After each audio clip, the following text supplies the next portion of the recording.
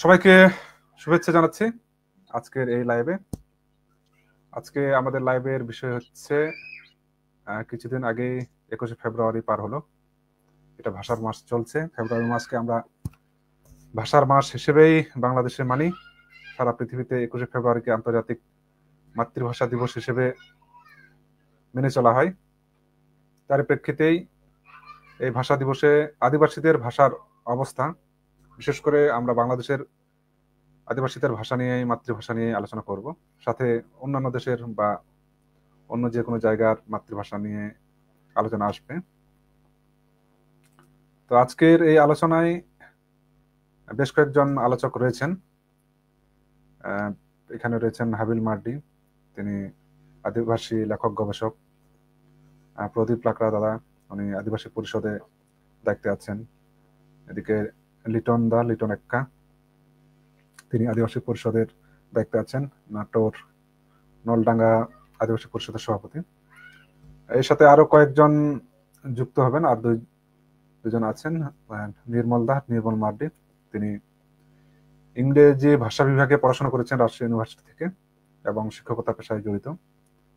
সাথে আছেন রামদাস চাঁদ হাসদা, তিনি আদিবাসী লেখক এবং গবেষক। আমরা শুরুতে সবাইকে আমাদের এই আলোচনার এখানে উপস্থিত হওয়ার জন্য সবাইকে জোহার এবং নমস্কার জানাচ্ছি। সবাই ভালো আছেন আশা করছি। আচ্ছা, প্রথমে আমি হাবিল মার্ডির কাছে আসছি।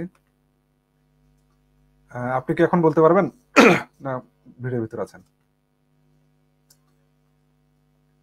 মিউট করা আছে মাইক্রোফোন। জোহার। আজকে আদিবাসীদের মাতৃভাষা ও বর্তমান ও ভবিষ্যৎ নিয়ে আমরা যে আলোচনায় এসেছি, এই আলোচনায় আমাকে অংশগ্রহণের সুযোগ দেওয়ার জন্য আমি হোস্টকে বিশেষ ধন্যবাদ জানাই। আসলে ভাষা আমাদের সংস্কৃতির একটা অংশ। আমাদের আদিবাসীরা যারা বাংলাদেশে আছি, এই আদিবাসীদের সংস্কৃতিটাকে বুঝতে হলে আপনাদের ভাষাকে বুঝতে হবে। এই ভাষা এমন একটা সংস্কৃতি, ভাষার মাধ্যমে আপনি আদিবাসীদের জীবনধারা, তাদের কালচার, তাদের জীবন প্রক্রিয়াটাই আপনি বুঝতে পারবেন। তো আমরা বর্তমানে যে অবস্থায় চলে এসেছি, যেখানে আদিবাসীদের মাতৃভাষা বিভিন্ন কারণে একটা সংকটে পড়ে আছে, এই সংকট থেকে উত্তরণের আমরা বিষয়গুলো নিয়ে আলোচনা করব এবং কি ধরনের সংকটে আমরা আছি এই বিষয়গুলো নিয়ে একটু আলোচনায় আনার চেষ্টা করব। এবং এই সংকটটা কেন সৃষ্টি হয়েছে, কিভাবে সৃষ্টি হয়েছে এবং এটা কিভাবে আমাদের উপরে ইফেক্ট ফেলছে, এই বিষয়গুলো হয়তো আলোচনায় আমরা নিয়ে আসব। তো আমি এই আদিবাসীদের মাতৃভাষার বর্তমান অবস্থার সাঁওতালদের প্রেক্ষাপটে নিয়ে একটু কথা বলতে চাই।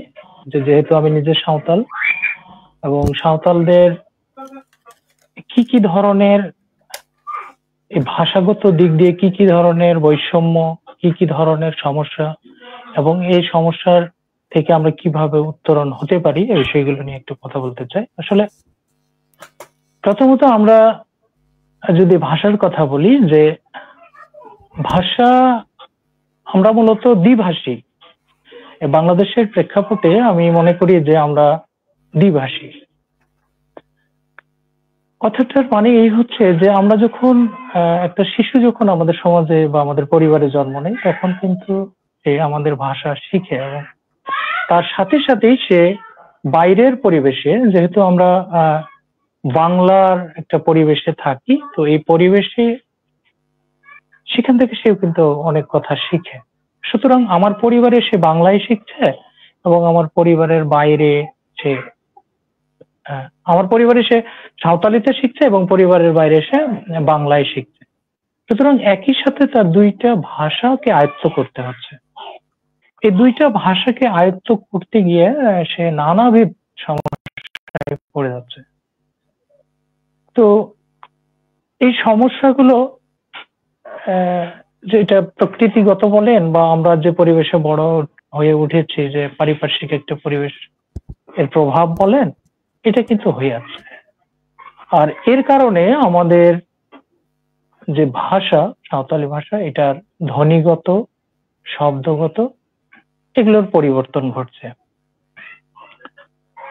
আর এই ধ্বনিগত, শব্দগত পরিবর্তনটা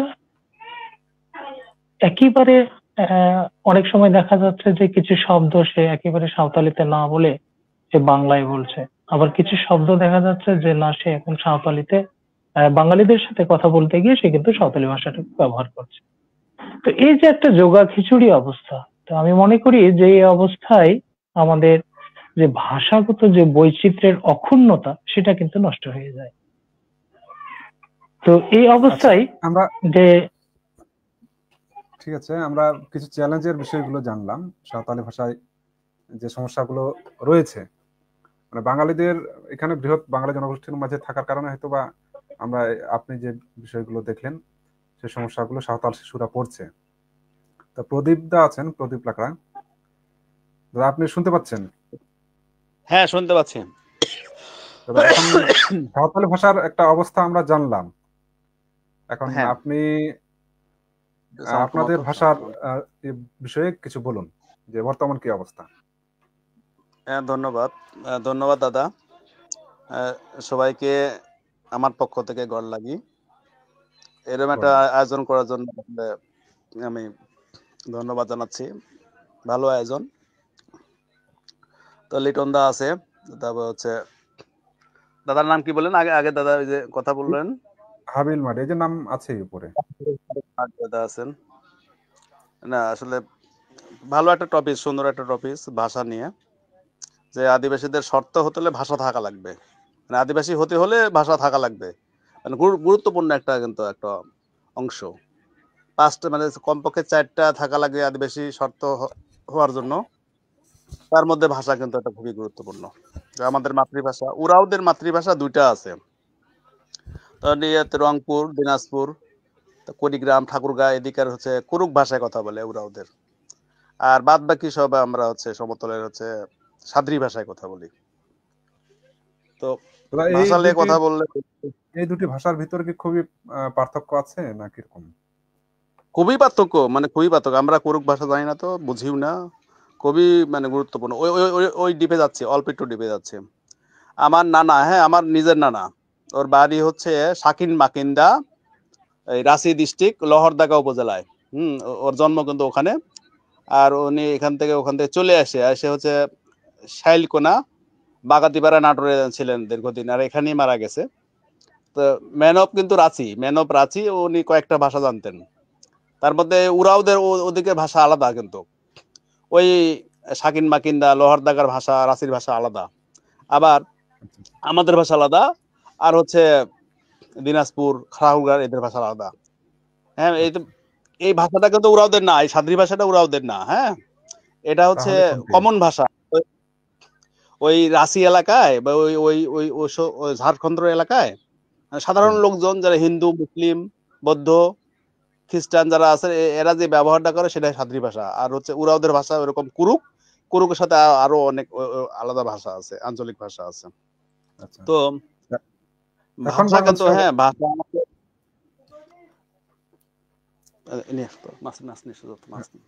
আমাদের বাংলাদেশে এই ভাষা চর্চার কি অবস্থা এখন বলেন? বাংলাদেশে ওটাই যে সিলেটের চা বাগানে দেখলাম, হ্যাঁ একটা উড়িখা ভাষা 2জন আছে, কিন্তু জীবিত আছে 2জন, 2 বোন আছে, ওরা এই ভাষাটা জানে, বাদ বাকি আর কেউ জানে না ভাষাটা। মানে ওই দুজন মরে গেলে ভাষাটাও মরে যাবে। তা আমার এই উরাওদের মধ্যে যে আমি এখন বলতেছি কিন্তু সাদ্রি ভাষায়, বাংলা ভাষায় কথা বলতেছি, বাংলা ভাষা। সাদ্রি ভাষাটা আমাদের মাতৃভাষা এই কমে গেছে, কিন্তু 40% আমরা মাতৃভাষায় কথা বলি। আমার বাড়িতে আসলে 40% মাতৃভাষায় কথা বলি, আর 60% বাংলায় কথা বলি। মানে আমাদের বাড়িতেও আমাদের প্রেক্ষাপট বাড়িতেও বাংলায় চর্চা বেশি হচ্ছে, বাংলায় কথা বলাটা বাংলায় বেশি হচ্ছে। কথা। সাঁওতালদের একটা জিনিস দেখছি, মানে দাদা দাদা আলাপ আলাপ করতেছিল, সাঁওতালরা যেখানে দুইজন থাকবে, দুইজন ওদের মাতৃভাষায় কথা বলে।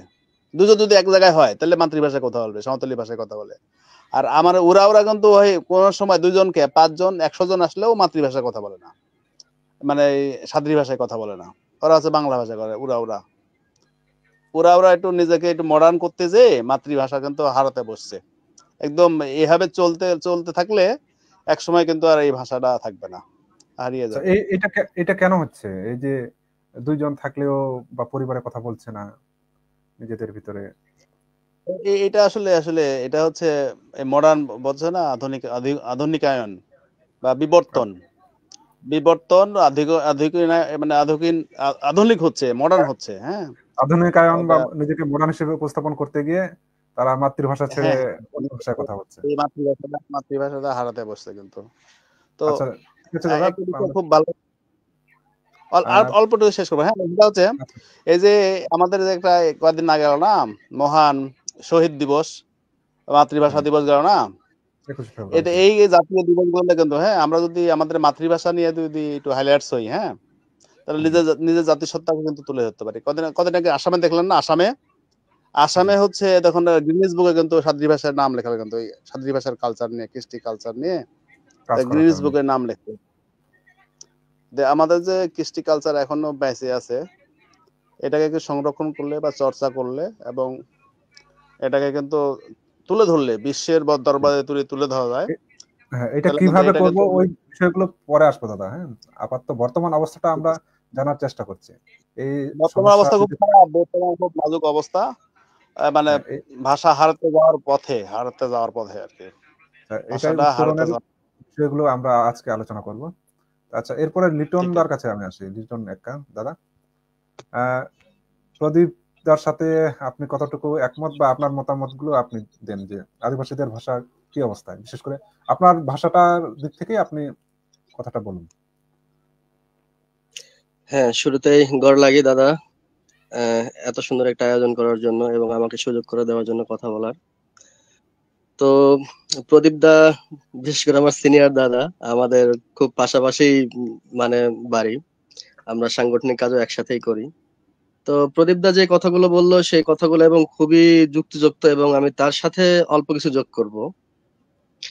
আম, বিশেষ করে আদিবাসী পরিষদে কাজ করতে গিয়ে আমার আদিবাসীদের বিভিন্ন জনগোষ্ঠীর সাথে মেশার সুযোগ হয়েছে, এবং সেই সুযোগে আমি আসলে ভাষাগত যে দিকটা দেখছি এইখানে সমতলে যতগুলো জনগোষ্ঠী আদিবাসী সম্প্রদায়ভুক্ত আছে তাদের ভেতরে কৃষ্টি কালচার এবং ভাষা রক্ষার দিক থেকে আমি যদি মানে সিরিয়াল করতে যাই, তাহলে সাঁওতালরাই যোজন যোজন এগিয়ে আছে।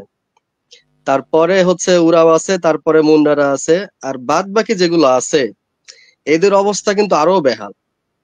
হ্যাঁ, বাদ বাকি যেগুলো আছে এদের হচ্ছে অবস্থা আরো বেহাল। বেহাল হচ্ছে মানে মিশ্রিত জনগোষ্ঠীর সাথে বসবাস করতে গিয়ে আসলে তাদের যে আসলে নিজস্ব যে আসলে কৃষ্টি কালচার, এই জিনিসগুলো আসলে হারিয়ে যেতে বসছে।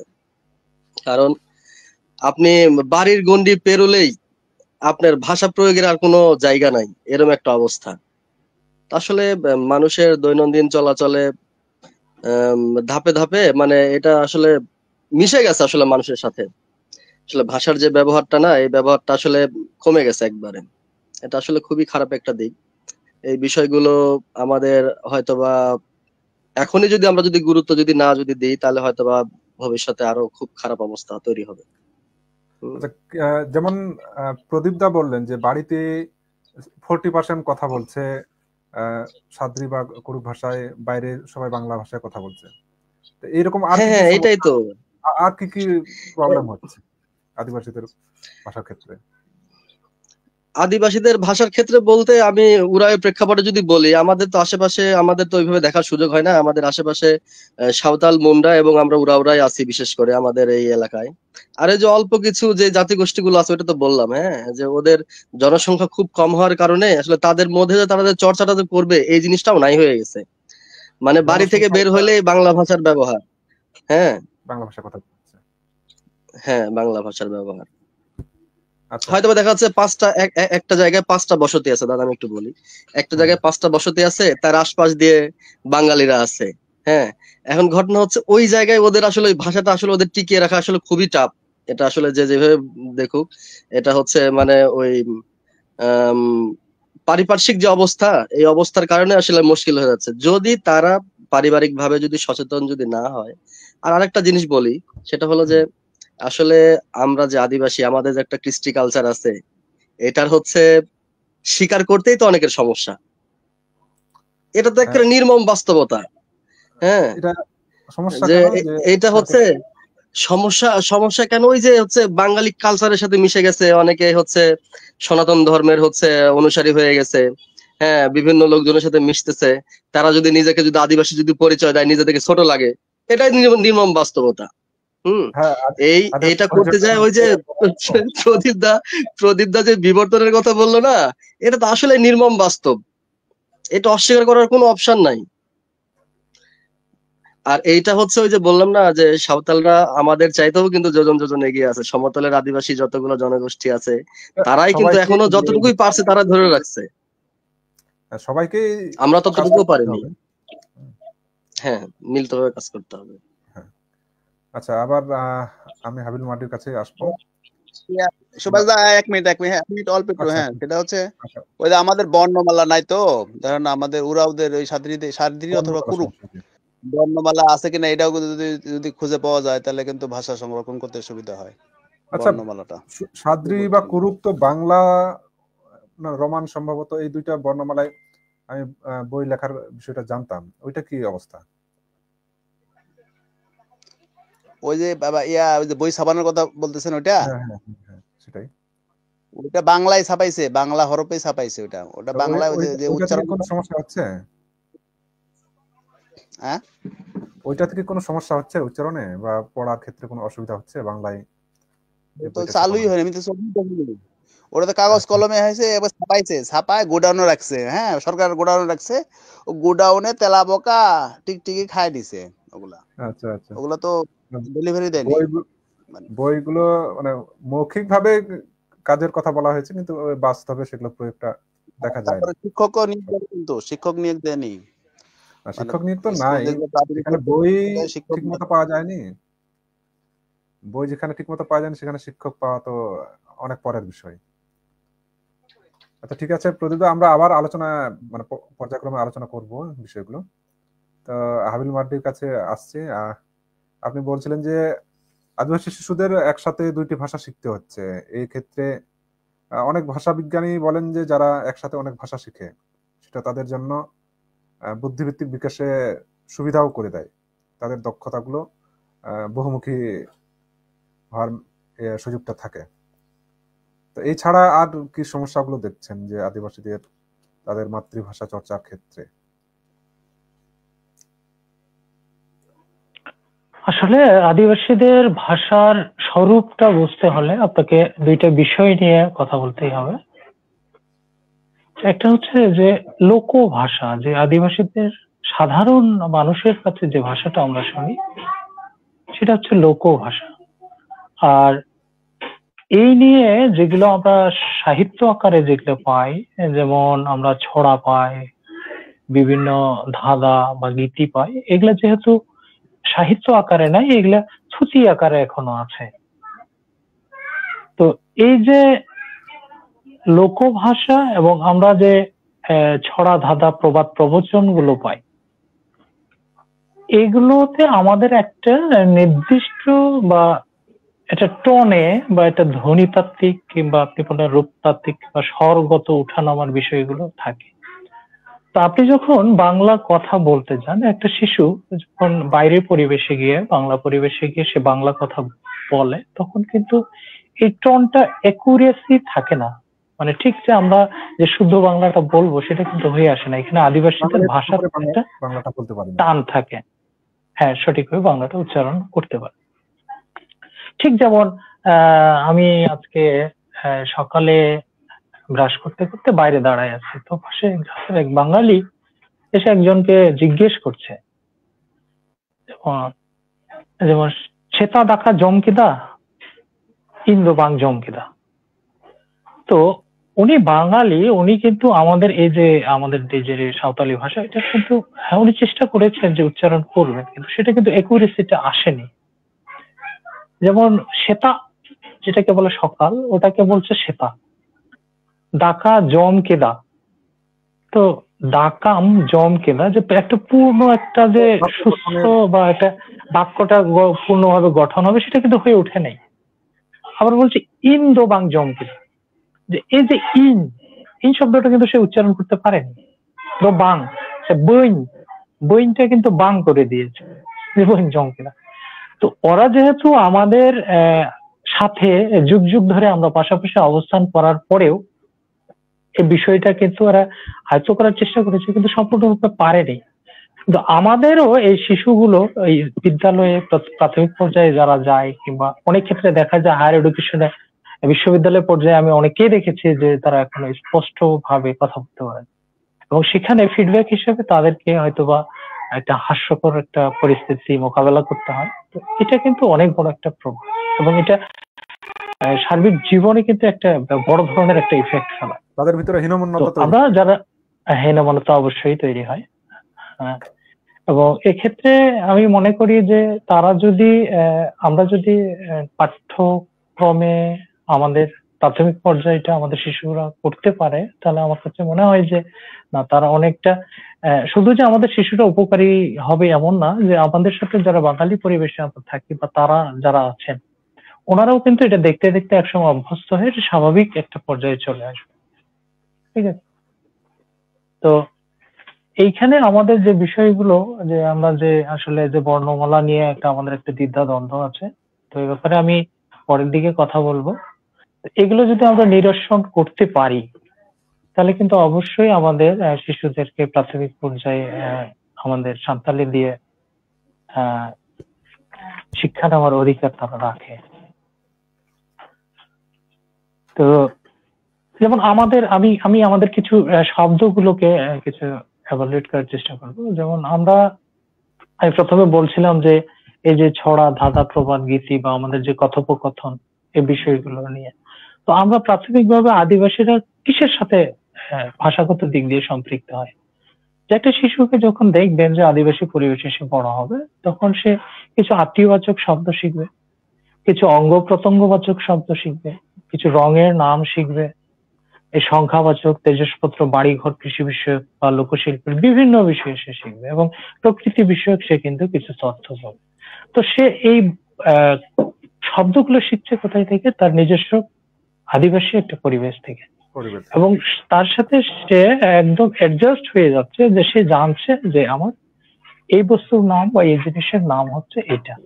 কিন্তু যখনই আপনি তাকে স্কুলে নিয়ে যাবেন, স্কুলে নিয়ে গিয়ে সেখানে কিন্তু সে বাংলার সম্মুখীন হচ্ছে। তো বাংলার সম্মুখীন হওয়ার পরে সে কল্পনা করছে তার নিজস্ব ভাবে যে আমি এই বস্তুটার নাম বা এই জিনিসের নাম আমি এটা জানি, কিন্তু এখানে কি এটার নামটা আলাদা হলো কেন? তাহলে সেখানে কিন্তু সে দ্বিধা দ্বন্দ্বে থাকছে। নতুন শব্দ, হ্যাঁ অবশ্যই। তো এই বিষয়গুলো আসলে দূরীকরণে আমাদের কাজ করতে হবে, এবং এই বিষয়ে সবাইকে এগিয়ে আসতে হবে, আমাদের জনগোষ্ঠী বিশেষ করে। তো আমরা ঠিক আছে, এই যে নতুন ভাষার সম্মুখীন হচ্ছে, এই সমস্যাগুলো আমরা কিভাবে সমাধান করতে পারি, এগুলো পরবর্তীতে আমরা আলোচনায় নিয়ে আসবো। নির্মল দা লাইনে আসছেন। নির্মল দা, ঝড়।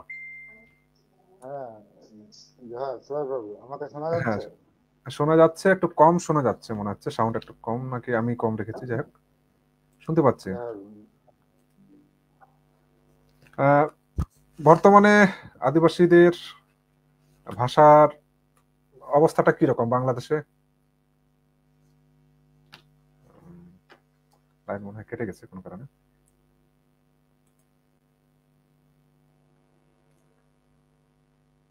আরেকজন আলোচক যুক্ত হয়েছিলেন, শিপন কুমার। নেটওয়ার্ক সমস্যা হওয়ার কারণে সম্ভবত সমস্যা হচ্ছে।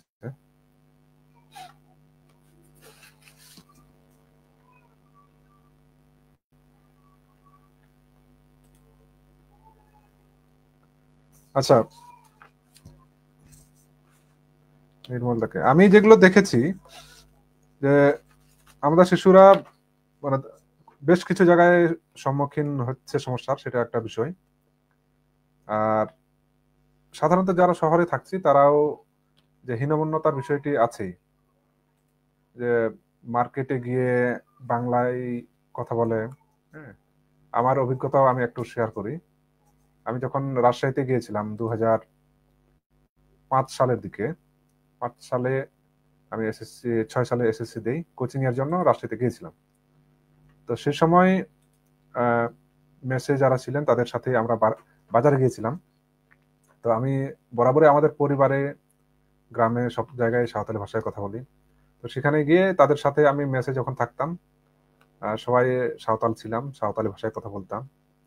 তো বাজারে গিয়েই জিনিসগুলো কেনার সময় দোকানে ঘোরার সময় আমি কিন্তু তাদের সাথে সাঁওতালি ভাষায় কথা বলছিলাম।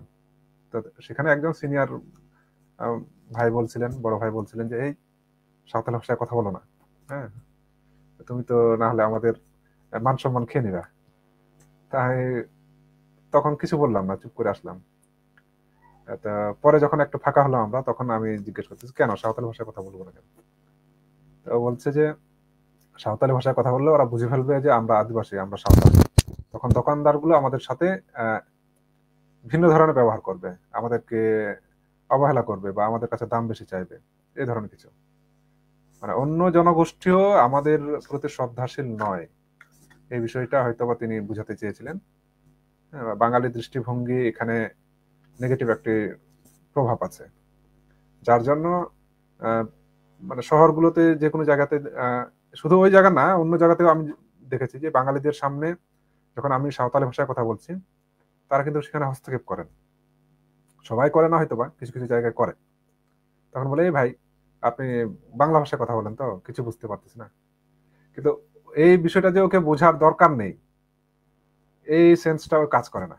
হ্যাঁ, মানে সাধারণত বাঙালি জনগোষ্ঠী সারা বাংলাদেশে বেশিরভাগ 99-98% যদি বলি, তারা হচ্ছে বাংলা ভাষায় কথা বলে, যার জন্য তারা অভ্যস্ত হয়ে গেছে। তারা অনেকেই বুঝতে পারে যে তার বাংলার বাইরেও অন্য ভাষায় কেউ কথা বলতে পারে, বা তার পাশে দাঁড়িয়ে আরেকজন আরেকটি ভাষায় আলোচনা করাটা স্বাভাবিক। এই স্বাভাবিক অভ্যাস তাদের ভিতরে দৃশ্যমান নয়, বা তারা এরকম পরিবেশ দেখেনি বলেই অনেক সময় তারা কিন্তু বলে ফেলে, বা অনেক সময় কটাক্ষ করে, কি হেডিং বিডিং কথা বলেন। তো যারা সচেতন তারা কিন্তু সেই সময় জবাব দিয়ে দেয়, ভাই আপনার সাথে যখন কথা বলবো তখন বাংলায় কথা বলবো, আমরা যাদের ভিতরে কথা বলছি আমাদের ভাষায় কথা বলতে দেন, হ্যাঁ সমস্যা নেই। তো এরকম সমস্যা সবাই সম্মুখীন হয়, মোটামুটি সবাই সম্মুখীন হয়, কিন্তু সেই চ্যালেঞ্জটাকে কেউ মোকাবেলা করতে পারে না। তো সেই চ্যালেঞ্জ বা সেই প্রশ্নের সম্মুখীন না হওয়ার জন্য সহজ পন্থা হিসেবে সবাই বাংলায় কথা বলে, কেউ প্রশ্নের সম্মুখীন করবে না, কেউ জিজ্ঞেস করবে না। যার জন্য যে এই যে ভাষা চর্চার জন্য যে সাহসের প্রয়োজন আছে আমি দেখছি, সেই সাহসের ঘাটতিটাও আসতেছে। তো দেখা যায় সব দিক থেকে আমাদের চ্যালেঞ্জ আছে। আর আর কিছু চ্যালেঞ্জ হচ্ছে যে বাংলাদেশে লেখালেখির সুযোগটা আমাদের নাই। সাহিত্য চর্চার বিষয়টা হাবিল মার্ডি বলছিলেন যে সাহিত্য নাই। হ্যাঁ, এটা তো সাহিত্য নাই, বিদ্যালয়গুলোতে বই আমাদের দেওয়া হয়নি, মাতৃভাষায় পড়ানোর সুযোগের কথা বলে ওইটা স্থগিত করে রাখা হয়েছে। কিছু প্রাথমিকভাবে কয়েক 6টি ভাষার ভিতরে 5টি ভাষায় বই ছাপানো হলো, কিন্তু শিক্ষক নিয়োগ দেওয়া হয়নি। তো এই যে সমস্যাগুলো আসছে, ঘুরে ফিরে এই সমস্যাগুলো আসতেছে, তো এগুলো থেকে আমরা উত্তরণটা কিভাবে করব, হ্যাঁ এই বিষয়টাতে আমরা আসি। তো হাবিল মার্দির কাছে যাই, যে আপনি বেশ কয়েকটি চ্যালেঞ্জের কথা বললেন। যে একসাথে দুটি ভাষা শিখতে হচ্ছে, এটা অবশ্যই চ্যালেঞ্জ একটি শিশুর জন্য। তারপরে নিজস্ব মাতৃভাষায়, তারপরে বই নাই, সাহিত্য নাই, তার বিদ্যালয়ে গিয়ে তাকে নতুন শব্দ শিখতে হচ্ছে। এই ক্ষেত্রে আমরা কি কি ব্যবস্থা নিতে পারি, এটা সমাধান নিয়ে আসবে? আচ্ছা, আপনি যে কথা বলছেন সেটা হলো যে এই যে আমরা বলছি যে অন্য একটা সোসাইটিতে বা বাঙালি সোসাইটিতে আমাদের হয়তো সেরকম অ্যাকসেপ্টেন্সি নাই, কিংবা আমরা নিজেরা হীনমন্যতায় ভুগি। আসলে এর কারণে একটা নয়, এখানে দুইটি কারণ কাজ করতে পারে। একটা বিষয় হচ্ছে যে আপনি যখন আপনার ভাষা দিয়ে অনবরত কথা বলবেন এবং কথা বলতেই থাকবেন, তখন আপনার ভাষার বাইরে যারা আছেন তারা কিন্তু একসময় শুনতে শুনতে অভ্যস্ত হয়ে যাবে। ঠিক আছে? যে আপনি একজন বাঘ যদি এখানে চলে আসে বা সে যদি চিৎকার করে বা হালুম বলে সে ডাকে, তাহলে তো স্বাভাবিকভাবে সে প্রত্যেক দিনই শোনে নাই, সেহেতু সে ভয় পেয়ে যাবে। যেমন আমি চিড়িয়াখানার সাথে একসময় একটা হোস্টেলে থাকতাম, যে প্রথম দিকে গিয়ে রাতের বেলা বাঘ ডাকতো। তো এই বাঘ ডাকাটার শব্দটা আমার কাছে খুব আনকমন মনে হতো, যে কি হয়ে গেল।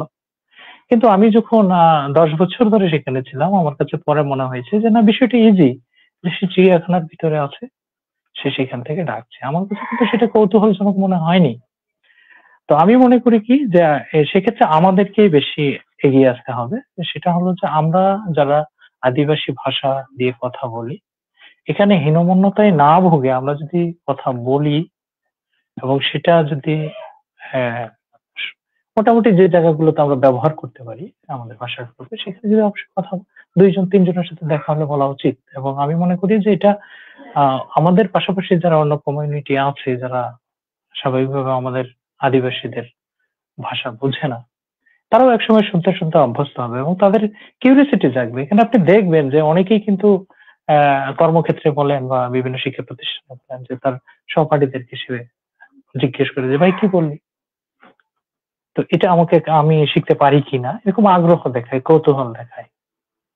তো ঠিক আছে, যে এটাকে আমাদেরকে চর্চা করতে হবে। যদি আমরা এটাকে চর্চা করি এবং এটাকে স্বাভাবিকভাবে আমরা একজন শিশুকে শিখিয়ে দিতে পারি যে না বাবা, আমাদের মাতৃভাষা এটা দিয়ে আমাদের কথা বলতে হবে, তাহলে সে কিন্তু শিখবে। কিন্তু আমরা যদি আমার শিশুকে আমি বলে দিই যে না, তুমি বাইরের পরিবেশে যাচ্ছ, সেখানে তোমাকে বাংলায় কথা বলতে হবে, তুমি তোমার ভাষা দিয়ে কথা বলো, তো তার ভিতরে একটা আম, আহ, শাসনের মতো একটা জিনিস চলে আসে বা নিষেধাজ্ঞা চলে আসে, সে কিন্তু বাইরে গিয়ে কথা বলতে ভয় পাবে। সুতরাং এটা আমাদের ছোট থেকে বড় সবাইকেই চর্চা করতে হবে। এবং পাশাপাশি আমি আরো যে অন্য একটা সেক্টরে বা অন্য ভাষার কাছে আমাদের গ্রহণযোগ্য বা তাদের আমাদের প্রতি দৃষ্টিভঙ্গিটা কিরকম। দৃষ্টিভঙ্গি হচ্ছে যে আমি জানি যে বাংলাদেশের অনেক জায়গায়, আমি নাম উল্লেখ করছি না, তো বাংলাদেশের অনেক জায়গায় এখনো আদিবাসীদের হোটেলে, খাবারের হোটেলে এখনো কিন্তু খেতে দেওয়া হয় না। এটা আপনার প্রতি যে আমাদের, এটা সব জায়গায় না, আমি বলছি বিশেষ বিশেষ জায়গায় বা কয়েকটি জায়গায় বাজার আছে এরকম জায়গায়। যে আমি রাজশাহীতে কিছুদিন আগে আত্মীয়তা করতে গেছিলাম, তো সেখানে গিয়ে এক হোটেলে বলছে যে ভাই আপনি, আপনার বাসায় ফোন আছে, আমি ফোনে কথা বলছি, তো বলছে যে ভাই আপনি সাঁওতাল নাকি? বলছে হ্যাঁ ভাই, কেন? বলছে না, দেখে মনে হচ্ছে না। তো ভাই আপনি একটু বাংলায় কথা বলেন হোটেলে। কেন? তো বলছে এখানে সাঁওতালদের খেতে দেওয়া হয় না।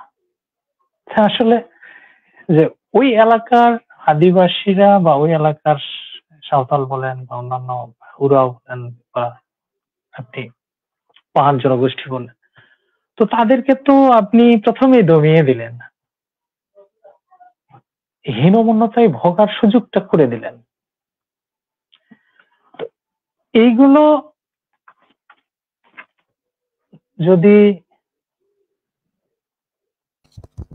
আমি বলছিলাম যে ওরা যে যে নিষেধ করলো, এই মানসিকতাগুলো তৈরি হচ্ছে কেন বাঙালি জনগোষ্ঠীর ভিতরে?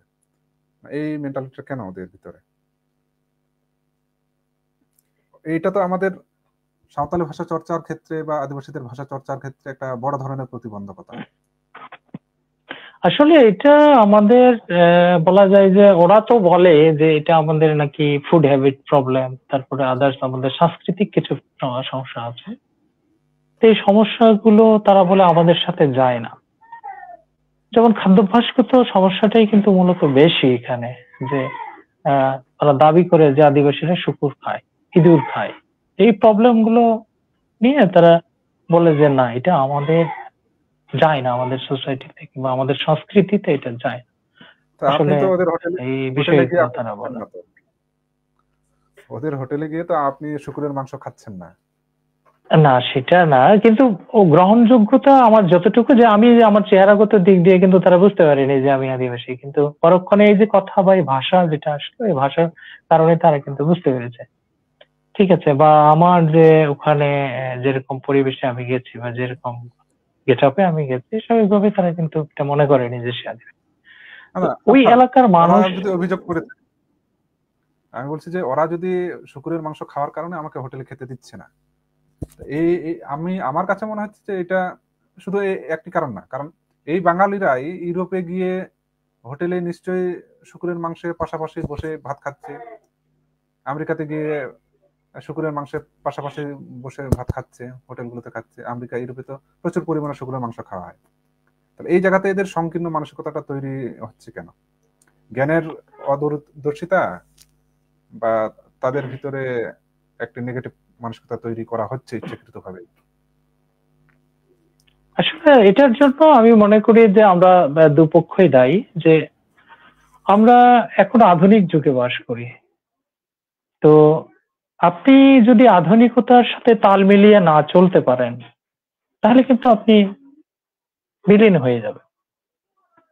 এটা একটা বিষয়। আর দ্বিতীয় বিষয়টা হচ্ছে যে যাদের পাশাপাশি আমরা এই অঞ্চলে বা এলাকায় বসবাস করি, তাদের সহানুভূতি, তাদের সহমর্মিতা, তাদের ভালোবাসা, বা তারা যে আমাদেরকে মূল স্ট্রিমে নিয়ে যাবে, এটার সহযোগিতা ছাড়া কিন্তু আমরা আসলে এগিয়ে যেতে পারবো না। আপনি যেভাবে বলেন, ভাষাগত দিক বলেন, বা আপনি শিক্ষা সেক্টর গুলোতে বলেন, কিংবা আপনি ধরেন যে ব্যবসা বাণিজ্যের ক্ষেত্রে বলেন, সব ক্ষেত্রে এই বিষয়গুলো আসবে। যে আপনাকে সার্ভাইভ করতে হলে আপনার প্রতিবেশী জনগোষ্ঠী যারা আছে তাদের সহযোগিতা অবশ্যই দরকার। এখানে আপনি তাদের ছাড়া কিন্তু চলতে পারবেন না। আবার একদিক দিয়ে দেখা যায় যে আপনি তাদের সাথে চলতে গেলে আপনার পরিবেশেরও কিছু কিছু ডেভেলপমেন্টের দরকার আছে। আমি মানে একতরফা ভাবে কাউকে দোষারোপ করতে চাই না। বিষয়গুলো হচ্ছে যে আমি দেখেছি অনেক জায়গায় যে এখনো কিন্তু আমাদের ভিতরে দেখা যায় যে অনেকে নেশাগ্রস্ত হয়ে পড়ে আছে। তার জমি জায়গা, ব্যবসা বাণিজ্য সবকিছু ছেড়ে, শিক্ষা দীক্ষা ছেড়ে সে কিন্তু একটা নেশার জগতে চলে গেছে। এটা সামাজিকভাবে সচেতনতা যদি আমরা তৈরি করতে না পারি, তাহলে মূল স্ট্রিমের জনগোষ্ঠীর সাথে কিন্তু আপনি মিশতে পারবেন না। এটার জন্য তাদেরকে দোষারোপ করে আমার তো মনে করেন যে আমি মনে করি না যে দোষটা তাদের, দোষটা ম্যাক্সিমাম কিন্তু আমাদেরই। ঠিক আছে, আপনাকে একটা মূল স্ট্রিম জনগোষ্ঠীর সাথে পাশাপাশি চলতে গেলে আপনাকে কিন্তু সেই পরিবেশটা কিছুটা হলেও আপনার সক্রিয়তা বজায় রেখে কিন্তু তাদের পাশাপাশি চলার আপনাকে চেষ্টা করতে হবে। তো এই জায়গাতে এডুকেশনাল সেক্টরে আমরা কিন্তু খুব পিছনে পড়ে আছি। যেমন আপনি যদি আমাদের বিষয়গুলো খেয়াল করেন, আমি আজকেই মনে হয় সকালের দিকে একটু উইকিপিডিয়াতে দেখলাম যে বাংলাদেশে সাঁওতাল জনগোষ্ঠীর সাথে বলা যায় যে আদিবাসী জনগোষ্ঠীরা প্রায় 10 থেকে 30% ওরা স্বাক্ষর। এখানে স্বাক্ষরের বিষয়টা কিন্তু আমি ধরে নিব যে সে শুধুমাত্র নাম লিখতে পারে এরকম, বা সে কিছু পড়তে পারে, এবং ক্ষেত্র বিশেষে এটা 50% পর্যন্ত গেছে হয়তো মফস্বল কিংবা শহরে। তো আপনি দেখেন যে এই সময়ে আপনি 10 থেকে 30% স্বাক্ষর শুধু নাম লেখা জানেন। তো এইখানে কিন্তু আপনি পিছিয়ে পড়ে যাচ্ছেন। যে এই যে নাম লেখা জানি, স্বাক্ষর, আমি এটা নিয়েই আমি গর্ববোধ করছি। আমি বলছি না যে আমাকে শিক্ষিত হতে হবে, আমাকে আমার একাডেমিক সার্টিফিকেট অর্জন করতে হবে, বা আমাকে বাকি ভাষাগুলো জানার জন্য অক্ষর জ্ঞান, একদম পুরোপুরি অক্ষর জ্ঞান সম্পন্ন হতে হবে। এইটাতে কিন্তু আমরা এখনো যেতে পারিনি। শিক্ষার হারটা আমাদের অনেক নিচে। তো এই নিচে হওয়ার কারণেই কিন্তু আমরা জাতিগতভাবে পিছিয়ে পড়ছি, ভাষাগতভাবে পিছিয়ে পড়ছি, এবং আপনি ব্যবসা বাণিজ্যের ক্ষেত্রে বলেন যে এই দিক দিয়েও আমরা পিছিয়ে পড়ছি। তো তো আমি বিশেষ করে বলি যে আমাদের যারা আদিবাসী জনগোষ্ঠী আছে, যে আমাদের ভিতরে, আমার ব্যক্তিগতভাবে আমি অনেক জায়গায় দেখেছি যে আমাদের সেক্টরে অনেক মানুষ কাজ করেছে আমাদের জন্য। দেখা যাচ্ছে যে বিদেশি অনেক এনজিও আছে, সরকার চেষ্টা করছে, এবং পাশাপাশি আমাদের যারা আমাদেরকে ভালোবাসে মানুষগুলোও কিন্তু কাজ করছে। তো আমাদের বাংলাদেশের অভ্যুদয়ের পরবর্তীতে আমি যদি মনে করি যে আমাদের ভিতরে অনেক মানুষ কাজ করেছে, কিন্তু আমরা সামনে যেতে পারছি না কেন? তো তারা তো চেষ্টা করেছে, তাহলে আমরা যেতে পারছি না কেন? তো যেতে পারার না পারার পিছনের কারণগুলো হচ্ছে যে আসলে আমরা চাই না, আমরা এগিয়ে যেতে চাই না। ঠিক, আমরা যদি এগিয়ে যেতে চাইতাম তাহলে কিন্তু আমরা এই অবস্থায় থাকতাম না। যে আপনি হয়তো বা শহরের গুটি কয়েক মানুষের কথা বলবেন, শহরের গুটি কয়েক শিক্ষিত মানুষের কথা বলবেন যারা মফস্বল থেকে, তাদের কথা বলবেন, কিন্তু প্রত্যন্ত গ্রামে গেলে এখনো আপনি দেখবেন যে শিক্ষা প্রতি তাদের যে একটা অনীহাবোধ, এই অনীহাবোধটা চরম। তারা স্কুলমুখী নয় এবং স্কুলে যেতে চায় না, তারা বলে পড়াশোনা করে কি হবে। এই জায়গাগুলোতে আমাদের ব্যাপকভাবে সচেতনতা তৈরি করতে হবে। এবং পাশাপাশি আমরা দেখব যে আদিবাসীদের এই যে এটা না হওয়ার পেছনে কিছু কারণও আছে, যেমন বলে যে কর্মক্ষেত্রের অভাব। যেমন আপনি পড়ালেখা শিখলেন, শেখার পরে যে আপনি কর্মক্ষেত্রে গিয়ে আপনি যে কাজ পাবেন, এই কাজটা কিন্তু আপনি পাচ্ছেন না। আপনার এখানে অনেকগুলো অদক্ষতা আছে, যেমন আপনার এই ভাষাগত অদক্ষতা তো আমি আগেই বলেছি যে এটাও আছে। তারপরে আপনার গেটআপগত অদক্ষতা, আপনি স্বাভাবিক পরিবেশে বিচরণ করতে পারছেন না, এটার অদক্ষতা গুলো চলে আসছে। ফলে আপনি কিন্তু দিন দিন এটা পিছিয়ে পড়তেছেন, সামনে কিন্তু যেতে পারছেন না। ঠিক আছে, তো আমাদেরকে এই জায়গাতে কাজ করতে হবে, চিন্তা করতে হবে যে, আর চিন্তা থেকে উত্তরণের প্রথম কারণ হিসেবে আমি মনে করি যে আমাদের সন্তানদেরকে বা শিশুদেরকে স্কুলমুখী করতে হবে। তারা যদি শিক্ষিত হয় তাহলে এগুলো ওভারকাম করতে পারবে। ঠিক আছে, ধন্যবাদ। নির্মল দা অনেকক্ষণ থেকে যুক্ত হওয়ার চেষ্টা করছিলেন, সম্ভবত নেট প্রবলেমের জন্য তিনি বারবার লাইন কেটে যাচ্ছিল। নির্মল দা শুনতে পাচ্ছেন? মিউট করা আছে, আপনার মাইক্রোফোন মিউট করা আছে। আচ্ছা, হ্যাঁ, আনমিউট করে দিয়েছি। হ্যাঁ, আদিবাসীদের মাতৃভাষার অবস্থা কিরকম, এটা বিষয়ে কিছুটা আলোচনা হলো। কিছু সমস্যার সামনে চলে আসছে। একসাথে দুটি ভাষা শিখতে হচ্ছে শিশুদের, এটা একটা চ্যালেঞ্জিং বিষয়। নিজস্ব ভাষায় কথা বলছে না অনেক পরিবার, হ্যাঁ, এই একটা বিষয় আসছে। তারপরে হচ্ছে কম জনসংখ্যা কারণে অনেক জায়গায় বাংলা ভাষায় বা অন্য ভাষায় কথা বলতে বাধ্য হচ্ছে। বর্ণমালা নাই, যার জন্য সাহিত্য চর্চার সুযোগটা নাই।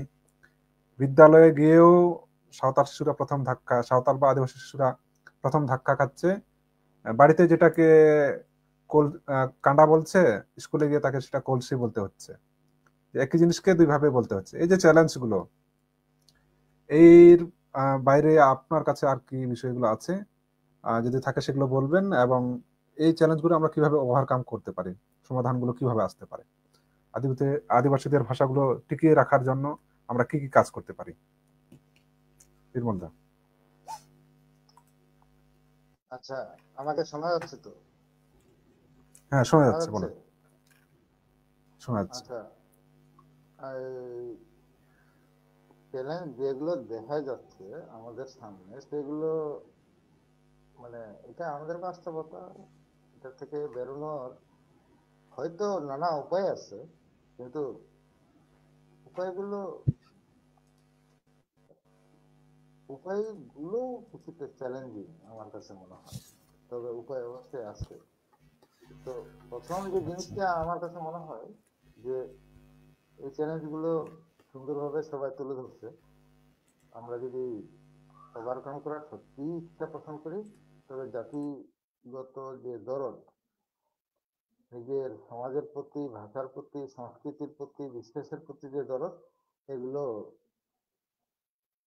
মূল্যবোধ, এগুলোর প্রতি শ্রদ্ধা আনতে হবে।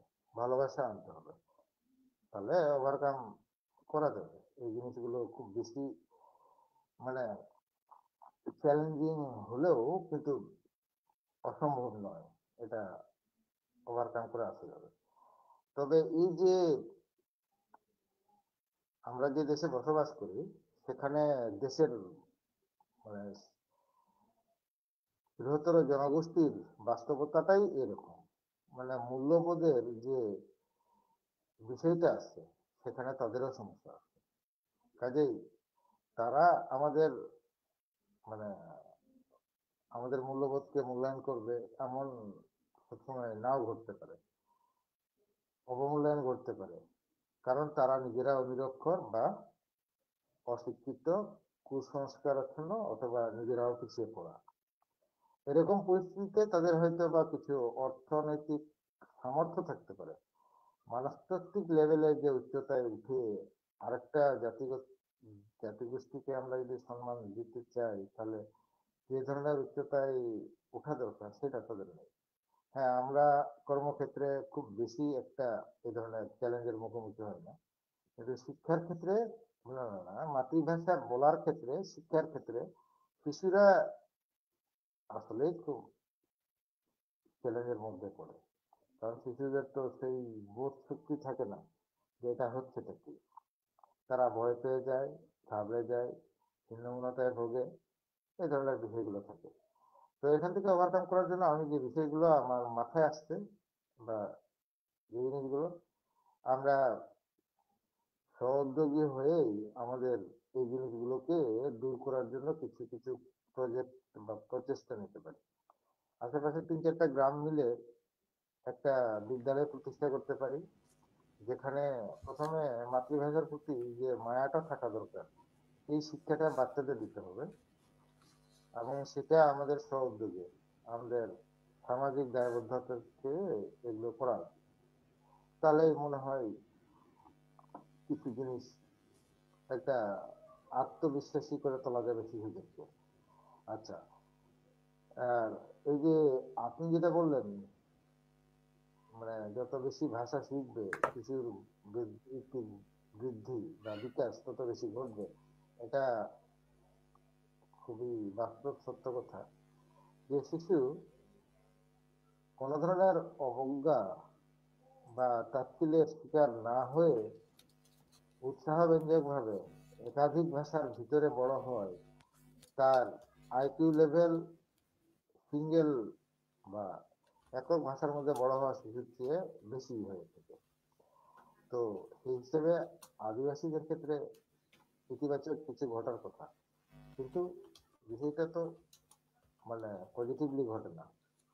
আদিবাসী শিশুরা তারা যে নিচুজাত, তারা যে মানসিক নিম্ন স্তরে অবস্থান করে বা তাদের জন্ম সেই রকম, বা তারা তাচ্ছিল্যের বস্তু, এই বিষয়গুলোই মানে আদিবাসী শিশুদের মনস্তাত্ত্বিক ভাবে দুর্বল করে দেয়, তাদের আত্মবিশ্বাস কমিয়ে দেয়, এবং কোথায় বুদ্ধিভিত্তিক বৃদ্ধি ঘটবে, বুদ্ধিভিত্তিক বিকাশটাই বন্ধ হয়ে যায় অথবা বাধাগ্রস্ত হয়।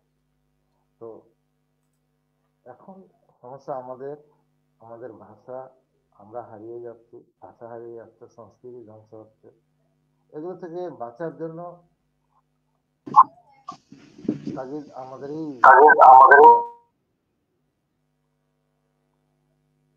একটু ইকো হচ্ছে। হ্যাঁ, তো আমাদেরই এগুলো জিনিস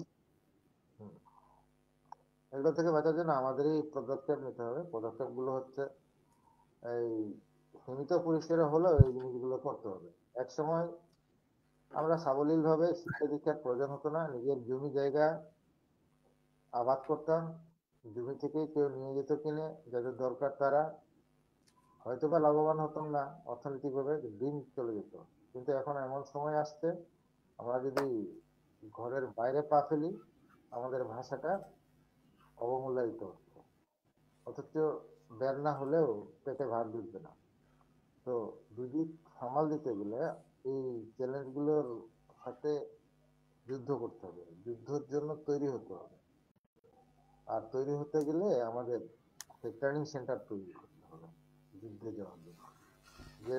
মোটামুটি একটা বিষয়কে নির্মল দা একটি বিষয়কে গুরুত্ব দিয়েছেন, সেটা হচ্ছে আমরা যদি নিজেদের প্রচেষ্টায় একটা বিদ্যালয় তৈরি করতে পারি নিজের গ্রামে বা পাশাপাশি কয়েকটি গ্রাম মিলে, এটা অনেক গুরুত্বপূর্ণ কাজ হতে পারে। আচ্ছা ঠিক আছে, আমরা আরো আলোচনায় আসবো। প্রদীপ লাকড়া দাদা, এই হ্যাঁ দাদা, সমস্যাগুলো তো আমরা আলোচনা করছিলাম, এই জি সমস্যাগুলো আমরা কিভাবে সমাধান করতে পারি এবং রাষ্ট্রের দিক থেকেও আমরা কিরকম সহযোগিতা পেতে পারি, আশা করতে পারি? খুব ভালো একটা কথা বলছেন, মনের কথাই বলছেন। হ্যাঁ, যেহেতু ভাষা কিন্তু হ্যাঁ সারা বিশ্বের মানে বুকে বাংলাদেশের দামাল ছেলেরা কিন্তু ভাষার জন্য জীবন দিয়েছে, এরকম বিশ্বের কোথাও নাই। হ্যাঁ, সেদিক দিয়ে বাংলাদেশে যে এই অবস্থা, যে এরকম আন্তর্জাতিক ভাষা দিবস, 21শে মহান শহীদ দিবস, এরকম একটা অর্জন হয়েছে। এই জন্য বাংলাদেশে মাতৃভাষার গুরুত্বটা হ্যাঁ অবশ্যই দিতে হবে, সরকারকে দিতে হবে। আমি যেটা মনে করি ওই যে প্রত্যেকটা জেলায় শিল্পকলা একাডেমি এগুলো রয়েছে। শিল্পকলা একাডেমির কি কাজ, কি প্রোডাক্ট তৈরি হয় ওখানে? বসে বসে খালি বেতন নেয়। অথচ আমরা সহজেই কিন্তু ওখানে আমাদের আমাদের ভাষার যে কৃষ্টি কালচার গুলো রয়েছে ওখানে কিন্তু আমরা চর্চা করতে পারি, আমাদের যে সংস্কৃতি গুলো রয়েছে ওখানে কিন্তু তুলে ধরতে পারি। আমরা যদি শিল্পকলা জাতীয় একাডেমি দিবস আছে, গুলোতে কিন্তু আন্তর্জাতিক মাতৃভাষা ইনস্টিটিউট আছে আমাদের বাংলাদেশে, ঢাকাতে, জি জি এগুলো কাজ করতে পারে। আচ্ছা তো ওগুলা কিন্তু সহজেই ওরা কিন্তু বসে বসে বেতন নেয়। আর গবেষণাও হয় না, কিন্তু ভাষা নিয়ে গবেষণাও হয় না। তো এই এখানে সাঁওতালি ভাষা নিয়ে, উরাও ভাষা নিয়ে, কুরুক ভাষা নিয়ে, পাহাড়িদের ভাষা, পাহাড়ি ভাষা, তারপর হচ্ছে মোটামুটি হ্যাঁ সাঁওতালি ভাষা, সাদ্রি ভাষা, কুরুক ভাষা আর মাল পাহাড়িদের ভাষা, এই কয়েকটা ভাষা, মূল মূল 4-5টা ভাষা কিন্তু আছে।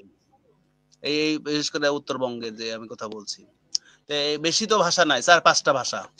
4-5টা ভাষা নিয়ে কিন্তু সহজেই তো ইয়ে করা যায়। আর সামাজিক ভাবে হ্যাঁ সামাজিক ভাবে আমরা যদি ইয়া পাই, আমাদের যদি গুরুত্ব পাই, হ্যাঁ সামাজিক ভাবে আমাদেরকে কেউ যদি ইয়া করে, এলাও করে, কিংবা হচ্ছে কেউ ভালোবাসে, তাহলে কিন্তু ভাষাটা আমাদের চর্চা করাও সম্ভব, টিকে রাখাও সম্ভব। শুনেন একটা সহজ কথা বলি, বুঝছেন? এমনি তো বোঝে না, বাঙালিরা ভালো বোঝে না। ওই যে নববর্ষ পালন করলে কিন্তু আমাদের ডাক পড়ে। নববর্ষ যখন নববর্ষ হয় তখন কিন্তু আমরা দলবল সজাতে যে যখন যাই তখন কিন্তু খুব ভালোভাবে মানে হাউসফুল হয়ে যাবে, এবং আমাদের কৃষ্টি কালচার দেখার জন্য সবাই উৎসুক হয়ে আসে, এবং ওখানে আমরা পার্টিসিপেট করি। আমাদের হচ্ছে কৃষ্টি কালচার, নাচ গান, আমাদের ভাষায় যে গানগুলা সেগুলো পরিবেশন করি। সাঁওতালি ভাষা এবং সাদ্রি ভাষায় খুবই ভালো উচ্চমানের গান, মানে এগুলা এগুলা হয়, কিন্তু আমাদের নৃত্য গীত সবই কিন্তু সম্ভব। আর ওদের কিন্তু সবচেয়ে হাই স্কেল, কিন্তু এই স্কেলটা হ্যাঁ এত সুন্দর স্কেল, কেউ কিন্তু ঘুমায় না, অনেক স্ট্যান্ডার্ড। দেখুন এই যে বাংলাদেশ কিন্তু ওই যে সংসদ ভবনের সামনে যে বা 50 বছর ওই যে রজত জয়ন্তী পালন করলো, সেইখানে কিন্তু আদিবাসীরা কিন্তু ওখানে কুচকাওয়াজ এবং হচ্ছে ওখানকার যে মূল অনুষ্ঠান কিন্তু অংশগ্রহণ করেছিল। ভারত থেকেও আসছিল, ভারত থেকে এবং বাংলাদেশের যৌথ ইয়েতে এত আন্তর্জাতিক মানের কিন্তু ওইটা ইয়ে হয়েছিল, সেখানে কুচকাওয়াজ এবং যে সংস্কৃতি পরিবেশনা হয়েছিল আন্তর্জাতিক মানের, ওটা কিন্তু হয়েছিল। যে আমাদের মধ্যে কিছু এখনো কিন্তু আছে, এটা একমাত্র সরকারি পৃষ্ঠপোষকতা ছাড়া সম্ভব না। কিন্তু ওই যে বললাম যে আসামের কথা আবার বলি, ওখানকার যে ড্রেস দেয় মানে সরকার দিছে, ওদেরকে যে ভাতা 25,000 করে, গেলে পরে একটা দল গেলে 25,000 করে টাকা দিছে। তো যখন সরকার যখন এগিয়ে আসবে, যে কারাম উৎসব গুলো আমাদের হয়, দেখুন কারাম উৎসব যে আমাদের মহাদেবপুরে, ওই যে দাদার বাড়ি নিয়ামতপুর, মহাদেবপুরে যে কারাম উৎসব হয়, ওইখানে কিন্তু 100টা দল যখন নিজের ইয়েতে যায়, কিন্তু ওটা মানুষের টাকা দেয় না। আর নিজ আগ্রহে যাচ্ছে তারা। হ্যাঁ নিজে কাজ করে কাছে জমায় ওইদিনকে কারান যখন আসে তখন নতুন ড্রেস কিনে নিজের টাকা, এবং নিজের ভাড়া করে যায়, ওই কারামে অংশগ্রহণ করে। এবার গেট আপ দেখছেন, গেট আপটা এত সুন্দর কালার এসছে, ড্রোন দিয়ে যেগুলা ইয়া হয়েছে, খুবই মার্জিত এবং ভালো হয়েছে। তো আচ্ছা এখনো দাদা, আছে কিন্তু আমাদের মধ্যে প্রদীপ দা, কিছু। এই যে এই মানুষগুলো আমি চেষ্টা করছে, যেটা বলছিলেন, প্রদীপ দা হ্যাঁ একটু শোনা যাচ্ছে না? এই যে কারাম উৎসবগুলো, এগুলো তো আমরা ভালোই করছি, কিন্তু ভাষা চর্চার জায়গাতে এই আমাদের লোকগুলোর মানে অংশগ্রহণটা কম মনে হচ্ছে। কেন কেন এই জায়গাতে পিছিয়ে আছি? কারণ তো আমরা অনেক অংশগ্রহণ, অনেক মানুষকে দেখেছি আমরা মাধবপুরে যে ভাষার জায়গাতে আমরা অংশগ্রহণ করাতে পারছি না কেন? চর্চার জায়গাতে, ভাষা চর্চার জায়গাতে শুধু সাংস্কৃতিক অনুষ্ঠানে অংশগ্রহণ করছি, নাচ গানে অংশগ্রহণ করছি। ওই ঘুরে ফিরে ওটাই আসবে। হ্যাঁ, যে আমাদের কিন্তু প্রকাশ, আমাদের মধ্যে যে প্রতিভা আছে এইটার প্রকাশ নাই। হ্যাঁ, প্রকাশ নাই। এই প্রকাশটা কেমনে হবে এইটা কিন্তু এই বিষয়টা, এটা উদ্যোক্তা লাগবে, ব্যক্তি উদ্যোক্তা লাগবে। আমার হচ্ছে বলতেই হয়, আমার এলাকার ওই যে মাদলের যে উদ্যোক্তা সুরেন্দ্রনাথ সর্দার, উনি মারা গেছেন কিন্তু সর্দার, উনি যে গান লিখে গেছে, একটা গীতিকার ছিল, যে গানগুলা লিখে গেছে, সুর করে গেছে, যে ইত্যাদিতে যে সুরটা বাজে সেটা সুরেন্দ্রনাথ সর্দারের সুর। তো আমাদের মধ্যে ওইরকম প্রতিভাবান গীতিকার ছিল, সুরকারও ছিল, এবং এখনো আছে, যেটা আমি মনে করি। আমরা তাদের জন্য এগুলাকে যদি আমাদের তৈরি করা দরকার, তাদের জন্য ক্ষেত্র তৈরি করা দরকার। আমাদের উৎসাহ দেই, আচ্ছা ঠিক আছে, পৃষ্ঠপোষকতা করি, তাহলে কিন্তু এগুলা প্রকাশ পাবে এবং আস্তে আস্তে ঠিক আছে আমাদের জাতিসত্তার কিন্তু পরিচয় তুলে ধরবে, সংস্কৃতি মেলে ধরবে। সর্বোপরি একটা প্রোডাকশন তৈরি এখন বুঝতে পারবো। এই বিষয়টা কিন্তু সামগ্রিক বিষয়, ছোট ছোট বিষয়কে বাদ দেব না আমরা। অনেকে কিন্তু ছোট ছোট বিষয়টা বাদ দেয়। আমরা বিন্দু বিন্দু লিটনদার কাছে শুনি। লিটন একটা দাদা, আপনি কি আছেন লাইনে? হ্যাঁ দাদা, লাইনে আছি। আচ্ছা, এই যে সমস্যাগুলো আমরা সম্মুখীন হচ্ছি ভাষা চর্চার ক্ষেত্রে, আপনি কি কি সুপারিশ করেন?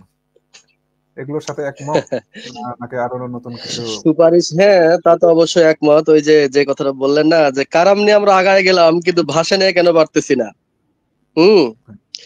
এখন ঘটনা হচ্ছে এই কৃষ্টি কালচার গুলোকে ভিডিও দিব। ও তো কারামটা কিন্তু ওই সবাই কিন্তু খুব সাদরে কিন্তু গ্রহণ করে, কিন্তু ভাষার ক্ষেত্রে কিন্তু প্রতিক্রিয়াটা কিন্তু অন্যরকম। হ্যাঁ, যার কারণে কিন্তু কারামটা কিন্তু আগায় গেছে। এখন ভাষার যে বিষয়টা সেটা হচ্ছে যে আসলে দাদা আমাদেরই সামাজিক ভাবে বলেন, পারিবারিক ভাবে নিজেদেরই আগে সচেতন হইতে হবে।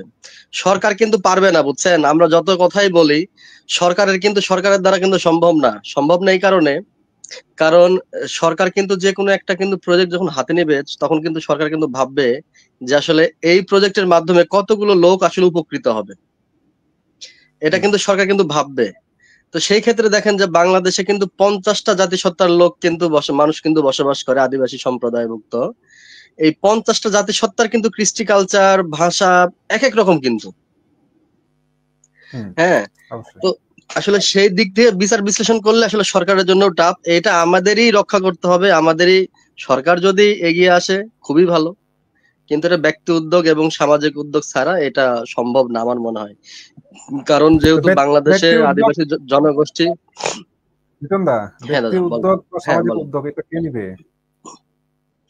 এটা তো যারা শিক্ষিত সমাজ, যারা আসলে বিত্তবান তাদেরই এগিয়ে আসতে হবে। হয়তোবা কেউ শ্রম দিবে, কেউ অর্থ দিবে। এটা তো আসলে এমনি তো হবে না দাদা, এটা বলে লাভ নাই। এমনি কখনোই কোনো কিছুই হয় না। ওই যে প্রদীপ দা সুরেন্দ্রনাথ সর্দারের কথা বললো, এই সুরেন্দ্রনাথ সর্দার এই কৃষ্টি রক্ষা করার জন্য এবং আদিবাসী পরিষদকে দাঁড় করানোর জন্য তার যে শ্রম, তার যে হচ্ছে ব্যয়, এটা আসলে মানে এটা সারা জীবন বলেও শেষ করা যাবে না। হ্যাঁ, তার যে আদিবাসী পরিষদকে সে প্রতিষ্ঠা করার জন্য সে রাজশাহীতে যতদিন শ্রম দিছে, আদিবাসী জনগোষ্ঠীদের হচ্ছে একত্রিত করার জন্য যে পরিমাণ শ্রম দিছে, কিন্তু আসলে আমরা তো তাকে সেই সম্মানটুকু শেষ পর্যন্ত দিতে পারিনি। আমরা এরকম একটা অবস্থানে আছি, ধরে রাখতে পারছি না। মেধাবীরা আসছেন আমাদের ভিতরে, কিন্তু ওদেরকে জায়গা দেওয়ার বা ওদেরকে ধরে রাখার চেষ্টাটা আমরা হয়তো করছি না বা পারছি না। আমরাও ধরে রাখার চেষ্টা করতেছি না, এবং তারাও আসলে থাকার চেষ্টাটাও করতেছে না, এটাও মনে হচ্ছে। আচ্ছা, ঠিক আছে, আমরা উভয় দিক থেকে সমস্যা আছে। শেষের দিকে আসবো, হাবিল মাড্ডির কাছে আবার আসছি। তো আমরা একদম শেষের দিকে, আপনার কিছু মতামত? কথা হচ্ছে যে আসলে আমাদের ভাষার যে উপাদান গুলো লুকিয়ে আছে, যেমন আমরা যদি বলি যে সাহিত্যের অংশটা, যে আমাদের কিন্তু এই যে সাহিত্য চর্চার ব্যাপক অভাব। আমি প্রথম দিকে কিন্তু একটা কথা বলছিলাম যে আমাদেরকে এডুকেটেড হতে হবে এবং সেই সাথে স্কুলমুখী হতে হবে, লেখাপড়া করতে হবে। এই কথাটার উপর আমি জোর দিচ্ছি এই কারণে যে আপনি যখন ইলিটারেট থেকে লিটারেট হবেন, অর্থাৎ অক্ষরজ্ঞান সম্পন্ন হবেন, তখন কিন্তু আপনি এই বিষয়গুলো, আপনার যে সাহিত্যের যে বিষয় আছে, যেমন ছড়া, প্রবাদ প্রবচন, গীতি, ধাঁধা, হ্যাঁ, বা বিভিন্ন পাল পার্বণ, আপনার কৃষি উৎসব, আচার বিচারগুলো সবগুলো কিন্তু আপনি নথিবদ্ধ করতে পারবেন। দেখেন যে আমাদের ম্যাক্সিমাম সংস্কৃতির বিষয়গুলি বা ভাষার বিষয়গুলি, যে ভাষার যে উপাদানগুলি আছে, এগুলো কিন্তু আপনার থুতী আকারে আছে, মৌখিক যেটাকে বলছে। তো এটা না আপনি যতদিন সাহিত্য আকারে প্রকাশ করতে পারছেন না, ততদিন কিন্তু আপনার ভাষার ডেভেলপমেন্টটা হবে না। ভাষার ডেভেলপমেন্ট করতে গেলে আপনাকে অবশ্যই এগুলোকে বাইরে প্রকাশ করতে হবে। আপনাকে এটাকে প্রচার করতে হবে যে আপনার সাহিত্য ভান্ডার বা আপনার সমাজের আপনার ভাষাগত যে বৈচিত্র্যতা এটা আছে, সেই ক্ষেত্রে তো সমস্যা বাইরের মানুষ জানবে। 50টি আদিবাসী আছে। আমি সমস্যাটা বলছি যে হ্যাঁ, 50টা আদিবাসীর ভিতরে আপনি 50টা আদিবাসী থেকে, প্রত্যেক জনগোষ্ঠী থেকে আপনাকে তো সেই মানুষগুলো তৈরি করে নিতে হবে। যে আপনি না আপনার মানুষগুলোকে এই উপাদানগুলো সংগ্রহের জন্য, প্রকাশের জন্য কিন্তু শিক্ষিত করাতে হবে। এটা আমরা পারছি না বিধায় কিন্তু আমরা এই ভাষাগত দিক দিয়ে পিছিয়ে পড়ছি। এটা আমরা অনেকে পরোক্ষভাবে মনে করছি, কিন্তু এটা আমি মনে করি যে এর সাথে প্রত্যক্ষভাবে জড়িত। দেখেন, একটা কথা আমি বলি যে আমাদের সংস্কৃতি বলেন, কালচার বলেন বা ভাষার যে বিষয়গুলো আছে, সে বিষয়গুলো বা এগুলো নিয়ে যখন কাজ হয়েছে, এই কাজ কারা করেছে? আপনি দেখেন, আপনি যদি প্রথমত দেখেন যে আপনাকে প্রায় 1780 সালের দিকে যেতে হবে। 1780 সে সময় কিছু বিদেশিরা এসে আমাদের ভাষাগুলো নিয়ে, সংস্কৃতি নিয়ে, কালচার নিয়ে কাজ করতে শুরু করেছিল। তারাও কিন্তু প্রায় সেরকম কিছু করতে পারেনি। এবং এই পরবর্তীতে আপনি বিভিন্ন এনজিও কর্মী বলেন, সাংবাদিক বলেন, অনেক মানুষজন কিন্তু যারা আমাদের সংস্কৃতি, ভাষা ভালোবাসে, ওইটা নিয়ে কাজ করছে এবং করতে চেয়েছে, তারাও কিন্তু পারেনি। কেন পারেনি? এই কেনর কারণ আপনাকে জানতে হবে। এই কেনর কারণগুলো হচ্ছে যে যারা এই কাজগুলো করেছে তারা কিন্তু, তাদের কাছে এটা কিন্তু মাতৃভাষা ছিল না। ঠিক আছে? তো এই মাতৃভাষা যেহেতু ছিল না, তাদের হয়তো বা কেউ বাঙালি ছিল, কেউ তো কেউ ইংরেজ ছিল, বা কেউ পর্তুগিজ ছিল, এরকম পাশাপাশি মানুষ ছিল। তো তারা আমাদের ভাষার শব্দগুলোকে যখন সে বিষয়টা জেনেছে বা নামটা শুনেছে, তখন সে কিন্তু অটোমেটিক্যালি তার নিজের ভাষায় ওই শব্দটাকে কনভার্ট করে নিয়েছে। যেমন আমি যদি, আমাকে একটা বাংলায় কথা বলা হয়, তা আমি অটোমেটিক্যালি ওই কথাটা সাঁওতালিতে কনভার্ট করে নেই এবং সেটা আমি বুঝে নেই যে এটা সে বলতে চেয়েছে।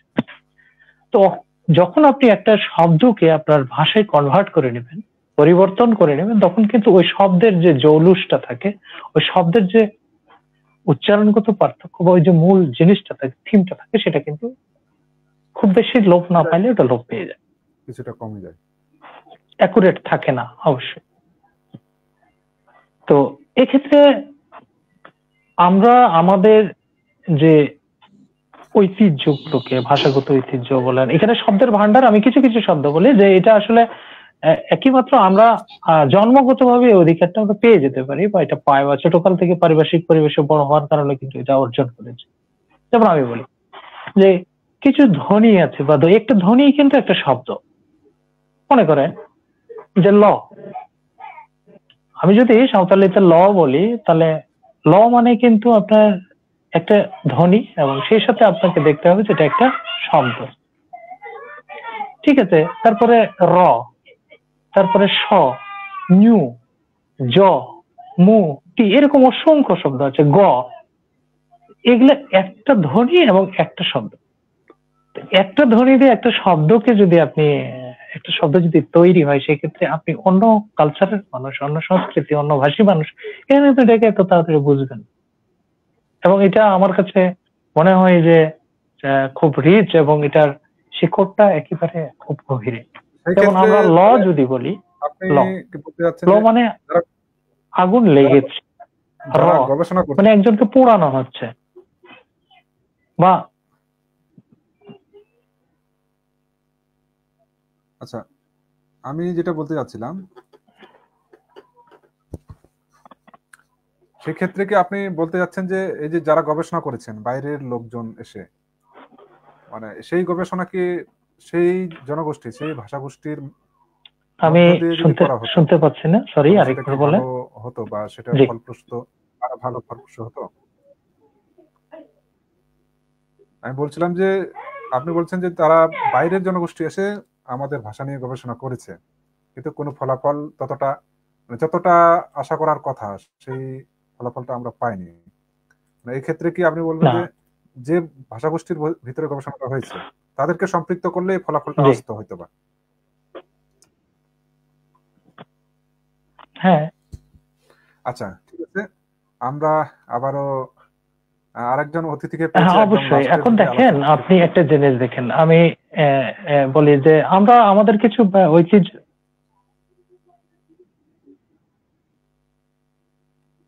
নেটওয়ার্ক সমস্যা হচ্ছে মনে হয়।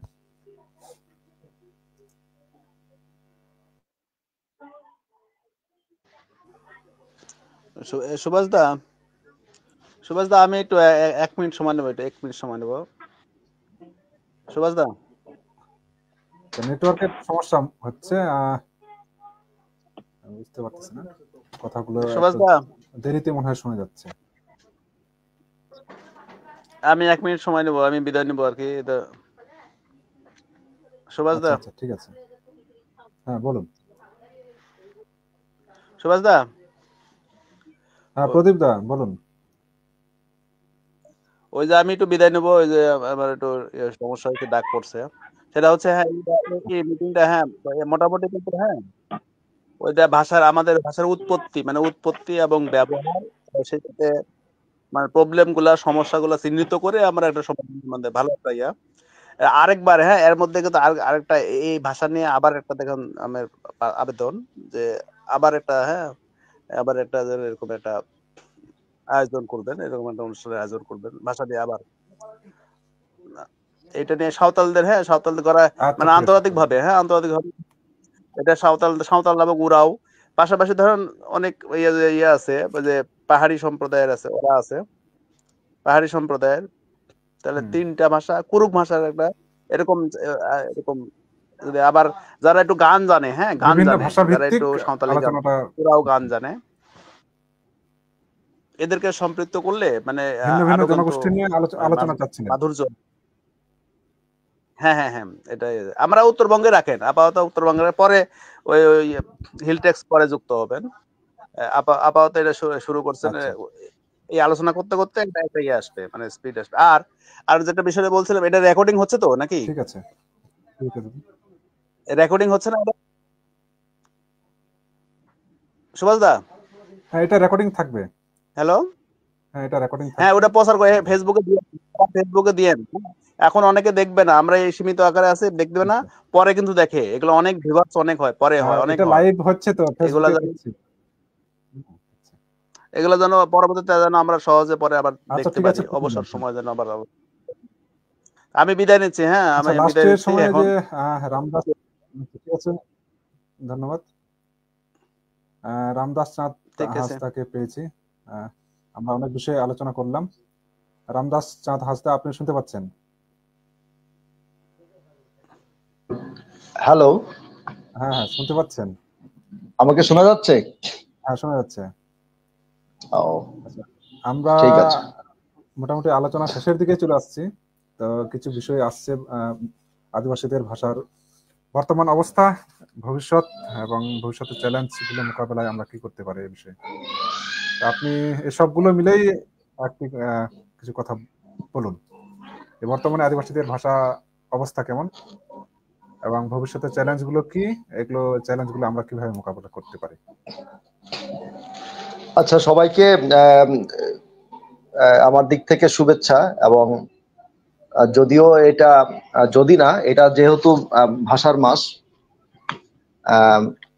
মানে বাংলা ভাষার মাস, পরবর্তীতে সেটা আন্তর্জাতিক মাতৃভাষা রূপে আন্তর্জাতিক মাতৃভাষা দিবস এর শুভেচ্ছা।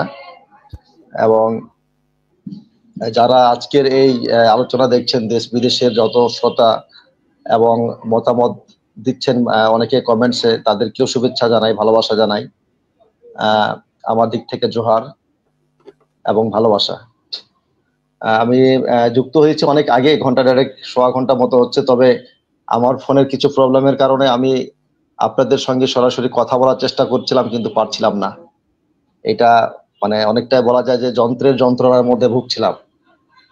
হ্যাঁ, তো এই হচ্ছে একটা ঘটনা। তো আমি নির্মল দাকেও দেখছিলাম, তো নির্মল দাকে মনে হয়, নির্মল দাকে চলে গেছে নাকি?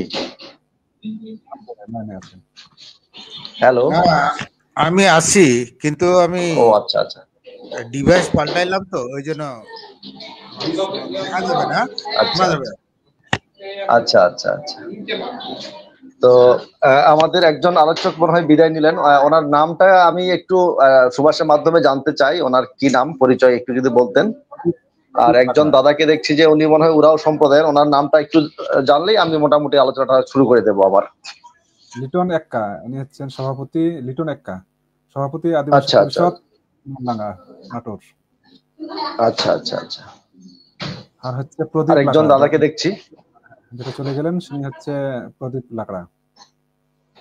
ওনার বাড়ি যাবে কোথায়? উনিও নাটোরেই। Natore, thank you thank you. তো ঠিক আছে, আপনারা অনেক চমৎকার একটা বিষয় আজকে আলোচনা শিরোনাম রেখেছেন, এবং তার জন্য সুভাষকে অসংখ্য ধন্যবাদ, এবং আপনারাও খুব চমৎকার ভাবে আলোচনাটাকে এগিয়ে নিয়ে গেছেন। আমার বলার বিষয়টা হচ্ছে যে আমি মূলত 2013 সালে একটা গবেষণা কাজে প্রবেশ করি, এবং সেটা শেষ করি মোটামুটি আপনার 2019 সালে। এবং এর মধ্যে দুটো পার্টে আমাদের গবেষণা ছিল। প্রথমত ছিল একটা জাতিভিত্তিক গবেষণা, পরবর্তীতে ছিল যে সামাজিক বহির্ভূত মানুষগুলো অবস্থা কি, এমনটা ছিল আমাদের টপিকস। তো জাতিভিত্তিক গবেষণা করতে গিয়ে আমি দেখেছি যে উত্তরবঙ্গে আমরা রাজশাহীর, তখন তো আপনার রংপুর বিভাগ ছিল না, রাজশাহী বিভাগ পুরোটাই ছিল আমাদের এইদিকে 16টা 18টা জেলার মতো। আর হচ্ছে ওইদিকে ছিল আপনার টাঙ্গাইল, মধুপুর, শেরপুর, এইগুলো মিলে। তো আমরা এই এলাকাতেই আমরা 43টা জাতিগোষ্ঠীকে পেয়েছিলাম ম্যাপিং করে, 43টা জাতিগোষ্ঠীকে পেয়েছি। এবং এই 43টা জাতিগোষ্ঠী বিভিন্ন জাতিগোষ্ঠীর মধ্যে তারা বসবাস করছে, এবং অনেকেই খুব তাদের বসবাসের ধরনটা দেখেছি। আমার গবেষণা বাইরে আমার নজরটা ছিল যে মানুষগুলো কিভাবে তাদের সংস্কৃতিটা বাঁচিয়ে রেখেছে।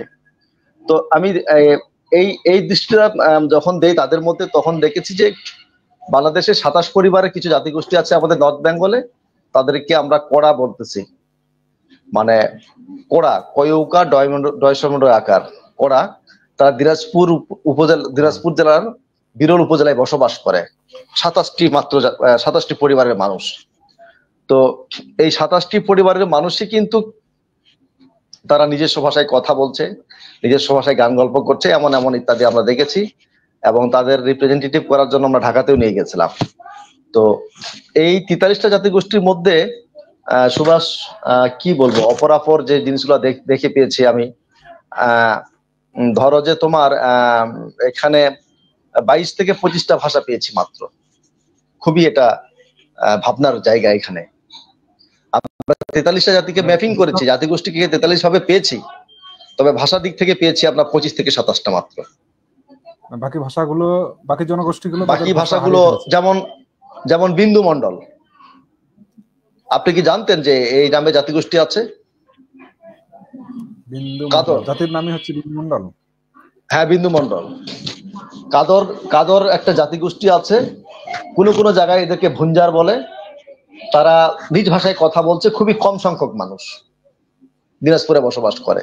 আমাদের সাপাহারে কিছু আছে তারা, ঠিক আছে। এবং তারা, আপনি যদি ডোমিনিক লাপেয়ারের একটা বই পড়েন, মানে আনন্দনগর নামে একটা বই আছে, সেখানে কিন্তু তাদেরকে পাবেন। মানে এত তারা ঐতিহাসিক, এত পুরনো তারা ভারতবর্ষের। কিন্তু বাংলাদেশের প্রেক্ষাপটে তারা সংখ্যার দিক থেকে খুবই কম, এবং ভাষার দিক থেকেও তারা খুব মানে কি বলবো, মানে একবার মুমূর্ষু অবস্থায় তারা বসবাস করছে।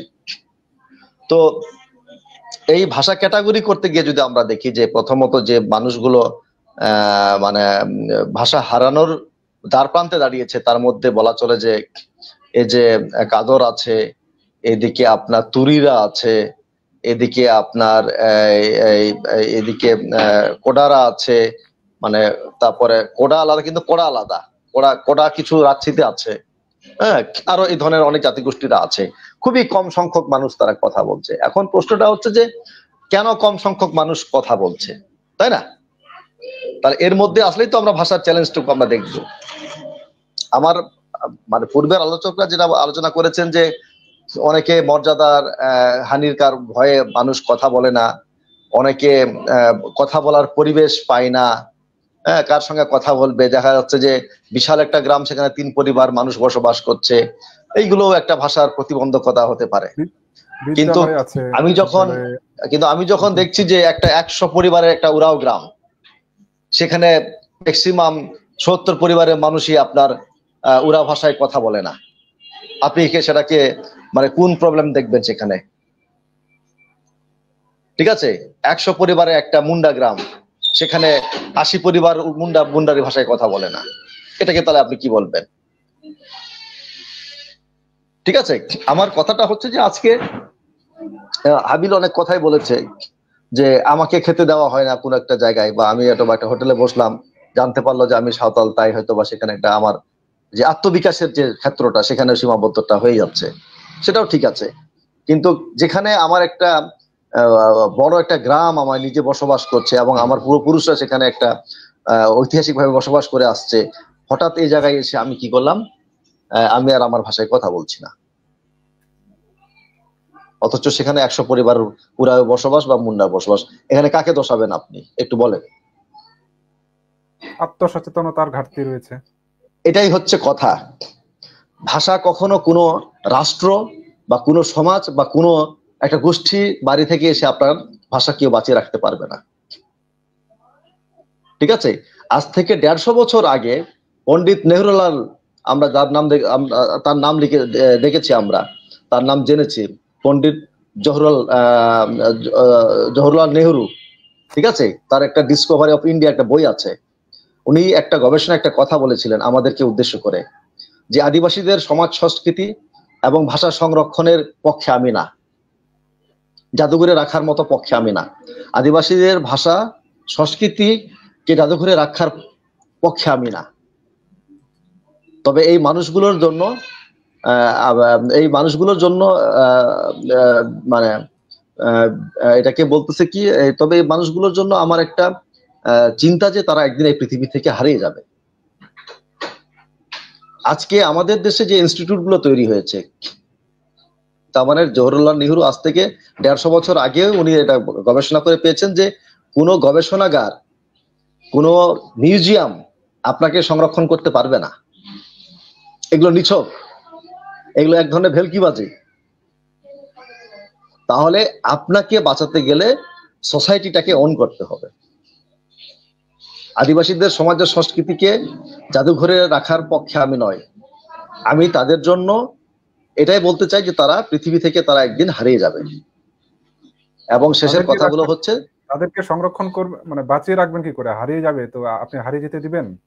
উনি তো বলছেন তার সোসাইটিটাকে কনসিয়াস করেন, উনি রাষ্ট্রকে এই কথা বলেছিলেন যখন আজ থেকে 150 বছর আগে আদিবাসীদের বিভিন্ন এই যে পোশাক আশাক, বিভিন্ন আপনার পরিচ্ছদ, বিভিন্ন সঙ্গীত সংরক্ষণ বিষয় নিয়ে আজ থেকে অনেক আন্দোলন হয়েছিল ভারতবর্ষে, তখন উনি এই কথা বলেছিলেন যে একটা অট্টালিকার ভিতরে, একটা রুমের ভিতরে একটা জাতিকে কখনো সংরক্ষণ করা যায় না।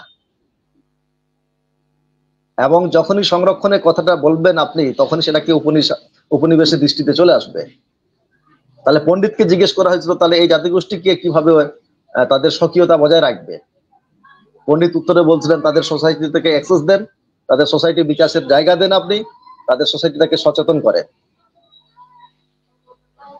কিন্তু আমাদের দেশে তো সেই ব্যবস্থাটা নেই, আমাদের সোসাইটিটাকে কেউ সচেতন করছে না, আমরাও সচেতন হচ্ছি না। আমার দুঃখ লাগে উড়া জনগোষ্ঠীর মানুষদেরকে দেখে, আমার দুঃখ লাগে। দায়িত্বটা ওই সমাজের মানুষকে নিতে হবে। তো ভাষা এমনই জিনিস, ভাষা সংস্কৃতি এমনই জিনিস, এটা নিজ জাতিগোষ্ঠীর মানুষরা যদি দায়িত্ব না নেয়, এটা অনিবার্য, এটা ধ্বংস হবে, এটা তারা হারাবে। এবং প্রথম মানে নিয়ামকই হচ্ছে ভাষা। প্রথমে আচ্ছা। সে ভাষা হারাবে, তারপর সে সংস্কৃতি হারাবে, তারপর একদিন সে ওরাটাই নিমজ্জিত হবে। আচ্ছা, এই যে তার মানে আমি দায়িত্ব আজকে নিলাম, যারা ভাষা হারিয়েছে, তারা প্রথমের অংশ তারা হারিয়ে গেছে, একটা অংশ তারা হারিয়ে গেছে। তারপরে আস্তে আস্তে 200 বছর পর দেখা যাচ্ছে যে তারা সেই পুরোটাই হারিয়ে যাচ্ছে। এখন আপনি যদি আমাকে বলেন বা আমরা যদি আজকে আলোচনা করি কোটারা তাহলে কি হবে, তাহলে তো সংখ্যাই কম, হ্যাঁ। তাই না? এখন কোটাদেরকে সার্ভাইভ করতে গেলে আরেকটি বিষয় বলছিলাম যে কেউ দায়িত্ব নিলাম, দায়িত্ব নিয়ে কি পদক্ষেপগুলো কি হবে, আমি কি করব? না, এখন ওই সমাজের মানুষরা তারা সেটা ক্যাম্পেইন করতে পারে, ওই সমাজের মানুষরা ক্যাম্পেইন করতে পারে সামাজিক ভাবে, এটাকে প্রচার করতে পারে। একটা মানে সেই ক্যাম্পেইনটা সচেতনতামূলক গান হতে পারে, বিলবোর্ড হতে পারে, গল্প হতে পারে, স্লোগান হতে পারে। এটা সামাজিক আন্দোলনের একটা মাধ্যম হিসাবে সেটাকে ধরে নিতে হবে তাদেরকে। এটার বাইরে কিন্তু ওই জাতিগোষ্ঠীর ভাষাকে আমরা কখনোই সংরক্ষণ করতে বা বাঁচাতে পারবো না। আচ্ছা, কোটা জনগোষ্ঠীর যারা সংখ্যায় কম তাদের কি? হ্যাঁ, তাদের জন্য খুবই ভাবনাবল, তাদের জন্য কি উপায় হতে পারে সেটা আলোচনা হতে পারে। যে কোটা তো সংখ্যায় 25 থেকে 27 পরিবার বাংলাদেশে আছে। এবং সুভাষ, আমি বলি এখানে যে আপনি যদি শুনেন বিষয়টা, যে কোটারা নিজস্ব সংস্কৃতি, নিজস্ব রক্ত বজায় রাখার জন্য তারা নিজেদের মধ্যে বিবাহ বন্ধন তারা আবদ্ধ শুরু করেছে। ভাবতে পারেন, তাদের রক্ত পবিত্র রাখার জন্য, তাদের জিনকে সুরক্ষিত রাখার জন্য নিজেদের মধ্যেই তারা ওই যে 25-27 পরিবার আছে তাদের মধ্যে বিবাহ আবদ্ধটা শুরু করেছে। ঠিক আছে, তো এটা একটা বিষয় গেল।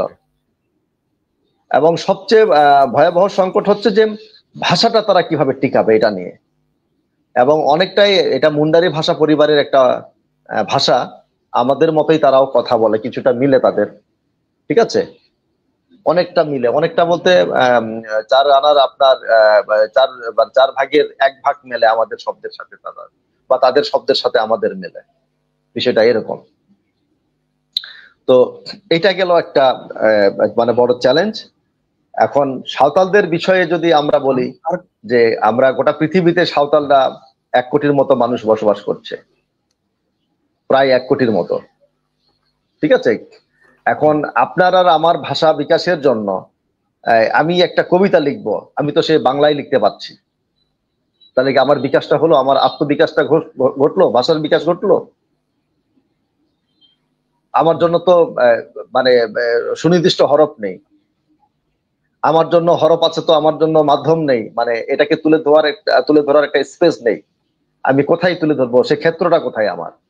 আমার জন্য তো স্কুল করে দেয়নি সরকার, আমার জন্য তো কি বলবো কলেজ করে দেয় নাই সরকার, তাহলে এটা কোথায় প্রকাশ করব আমি? সেটাই বলছি যে একদম রাষ্ট্র সহযোগিতা না করলে কি আমরা পারবো এটা সংরক্ষণ করতে? এই জায়গায় রাষ্ট্র শুধু সহযোগিতা না, রাষ্ট্রকে পুরো দায়িত্ব নিতে হবে। রাষ্ট্র এটা তার অংশ। আমাকে কেন সহযোগিতা করবে? আমাকে 100 ভাগ অংশীদারিত্ব রাষ্ট্র কেন দিচ্ছে না এই জায়গায়? মানে সহযোগিতা বলতে কি, যে তুমি 10 আনা তুমি তুমি তুমি তুমি ধরো 10 কেজি তুমি একটা ওজন তুমি বেয়ার করতে পারবা, তোমাকে সাপোর্ট দিচ্ছে পিছন থেকে 5 কেজি ওজনের, তাহলে তুমি সামনে আগাতে পারবা, এই তো। কিন্তু এটা তো রাষ্ট্রের অঙ্গীকার হতে পারে না। তাহলে আর একজনকে কেন 100 ভাগ তুমি দিচ্ছ? কিসের অধিকারে দিচ্ছ তাকে তুমি? নাগরিক প্রশ্ন তো নাকি? তো রাষ্ট্র যখন মানে আমাকে, রাষ্ট্র যখন উরাওকে, রাষ্ট্র যখন মুন্ডাকে 100% নাগরিক হিসাবে না মেনে নিবে, ততদিন কিন্তু এই ভাষাগুলোর বিকাশ ঘটবে না। ততদিন এই যে অট্টালিকাগুলো কোথাও কোথাও একটা মানে পয়েন্ট তৈরি করে রাখবে বিশ্বকে দেখানোর জন্য যে আমার দেশে আদিবাসীরা আছে, তাদের জন্য ভাষা সংস্কৃতি রক্ষার জন্য এই গবেষণা সেন্টার করেছি, এইগুলো সবকিছু কিন্তু রাজনীতি বা বহির্বিশ্বকে দেখানোর জন্য। বাস্তবিক অর্থে সাঁওতালদের, বাস্তবিক অর্থে আদিবাসীদের সমাজ সংস্কৃতি সংরক্ষণের জন্য এই ইনস্টিটিউট গুলো কোনো ধরনের ফলপ্রসূ বই আনবে না, বিন্দুমাত্র বই আনবে না। এটা 100% আমি বলছি, ঠিক আছে? কারণ ভাষা সংস্কৃতি তো একটা ইনস্টিটিউটের মধ্যে সীমাবদ্ধ থাকতে পারে না। তো একটা জাতিকে যখন উন্নয়ন হতে হবে, একটা জাতিকে যদি অগ্রসর হতে হয়, প্রথমে তার কি দরকার? একটা জন্মভূমি দরকার, তারপর তার মাতৃভূমি দরকার, মাতৃভাষা দরকার। তো জন্মভূমি এবং মাতৃভাষার যদি মানে এক কাতারে না দাঁড়াতে পারে, একই জায়গায় যদি না দাঁড়াতে পারে, ওই জাতিগোষ্ঠী তো উন্নয়ন হবে না। আর তারই হচ্ছে বহিঃপ্রকাশ 1952 সাল। আমরা 52কে যদি এক কাতারে আমরা না আনতে পারতাম বাংলাদেশের প্রেক্ষিতে, বাঙালিদের প্রেক্ষিতে, তাহলে 71টাও সে এক কাতারে আসতো না। এই দুটোর সমন্বয় হয়েছে বিধায় আজকে বাঙালির মানে আত্মবিকাশের একটা জায়গায় পৌঁছেছে তারা। এটা হচ্ছে আমাদের আসল কথা। তো এখন আমাদেরকে যে বিষয়গুলো আমাদের আসতেছে, যে সাঁওতালদের বিষয় আমি বলতে বলতে আমি থেমে গেলাম, যে এখন বাংলাদেশের প্রেক্ষাপটে তো সাঁওতালদের ভাষায় কথা বলছে, এবং এটা তাদের সক্ষমতা। আমি বলি যে তারা যেখানেই সাক্ষাৎ করুক তারা নিজ ভাষায় কথা বলছে। একদিন আমার আলোচনায় একজনের সঙ্গে পরিচয়, একজনের সঙ্গে আমার সম্পর্ক আছে দীর্ঘদিন ধরে, সে পর উনি ফোন দিয়েছেন, আমি বাংলায় কথা বলছি, উনি আমাকে বলছেন যে হ্যাঁ আমি সাঁওতাল দিয়ে কথা বলছি, আপনি কেন বাংলা দিয়ে কথা বলছেন? ওই ব্যক্তি আমাকে বলছে যে আপনি তো সাঁওতালি দিয়ে কথা বলছেন না, এটা কেমন হলো? অথচ আপনি তো সাঁওতাল নিয়ে কথা বলেন, আপনি কেন বাংলায় কথা বলছেন? মানে আপনি যে সারাদিন সাঁওতাল দিয়ে কথা বললে যে সাঁওতাল ভাষা সংরক্ষণ করবেন তাও কিন্তু না। ভাষা সংস্কৃতির সংরক্ষণের বিষয়গুলো কিন্তু আরো গভীরের, খুবই সূক্ষ্ম, একবারে চুলের চাইতে সূক্ষ্ম। হ্যাঁ, সেটা কি কি বিষয়টা? আপনি সাঁওতাল দিয়ে কথা বলছেন মানুষের সামনে, মানুষের সঙ্গে, আপনার পরিবারের সাঁওতাল ভাষায় চর্চা হচ্ছে না। অনেক পরিবার এরকম আছে, আপনি কয়টা নিবেন? আপনি আমার সঙ্গে সাঁওতালি ভাষায় কথা বলছেন, আপনার অফিসে গেলে আপনি সাঁওতালি কথা বলবেন না। লোক দেখানো কথা বলে ভাষা রক্ষা হবে না, তাই তো? হতে পারে, আমি তো দেখলাম আপনি আমার সঙ্গে বাংলায় কথা, বাইরে কথা বলছেন সাঁওতাল দিয়ে, আপনার অফিসে গেলাম, আপনি আমার সঙ্গে সাঁওতালি ভাষায় কথা বলছেন। মানে আগ্রাসনটা কত রূপ ধরনের হতে পারে, উপনিবেশটা কি ধরনের, মানে কত বহুরূপী, মানে বহুরূপের মাধ্যম হতে পারে, বহুরূপের ধরন হতে পারে, সেটা তো আমরা একটু যদি অনুভব করে তাহলেই পাবো বিষয়গুলো, তাই না? তো বাংলাদেশের প্রেক্ষাপটে সাঁওতালরা, আলোচনা শেষের দিকে আসবো। আচ্ছা, বাংলাদেশের প্রেক্ষাপটে যেহেতু সাঁওতালরা একটা ভাষা আন্দোলনের মধ্য দিয়ে যাচ্ছে, এখানে আমার মাতৃভাষা, আমার আত্মবিকাশের ভাষা আমি কোন হরফে প্রকাশ করব, এটা নিয়ে তো একটা লড়াই চলছে। এক পক্ষ বলছে যে হ্যালো, হ্যাঁ, এই যে সাঁওতাল প্রসঙ্গে যেটা আসলেন, যে বর্ণমালা নিয়ে বিতর্ক চলছে, যার জন্য বিদ্যালয়গুলো চালু হয়নি, স্কুলে বই ছাপা হয়নি, এই সমাধানটা কি রকম আসতে পারে? এখন সমাধানটা তো এখন জনগণ কেন্দ্রিক হবে সমাধান, না রাষ্ট্র কেন্দ্রিক হবে, এটা হচ্ছে বিষয় সবচেয়ে, ঠিক আছে?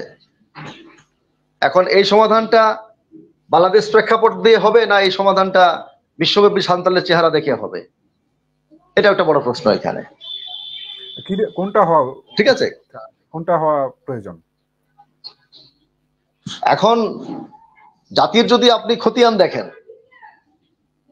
বাংলাদেশের সাঁওতালদের যদি আপনি খতিয়ান দেখতে চান, আপনি মুন্ডাদের যদি খতিয়ান দেখতে চান, উরাওদের যদি খতিয়ান দেখতে চান, আপনি বাংলাদেশে কিছু পাবেন? আপনার খতিয়ান কত, রুট কোথায়, আপনার রুটস?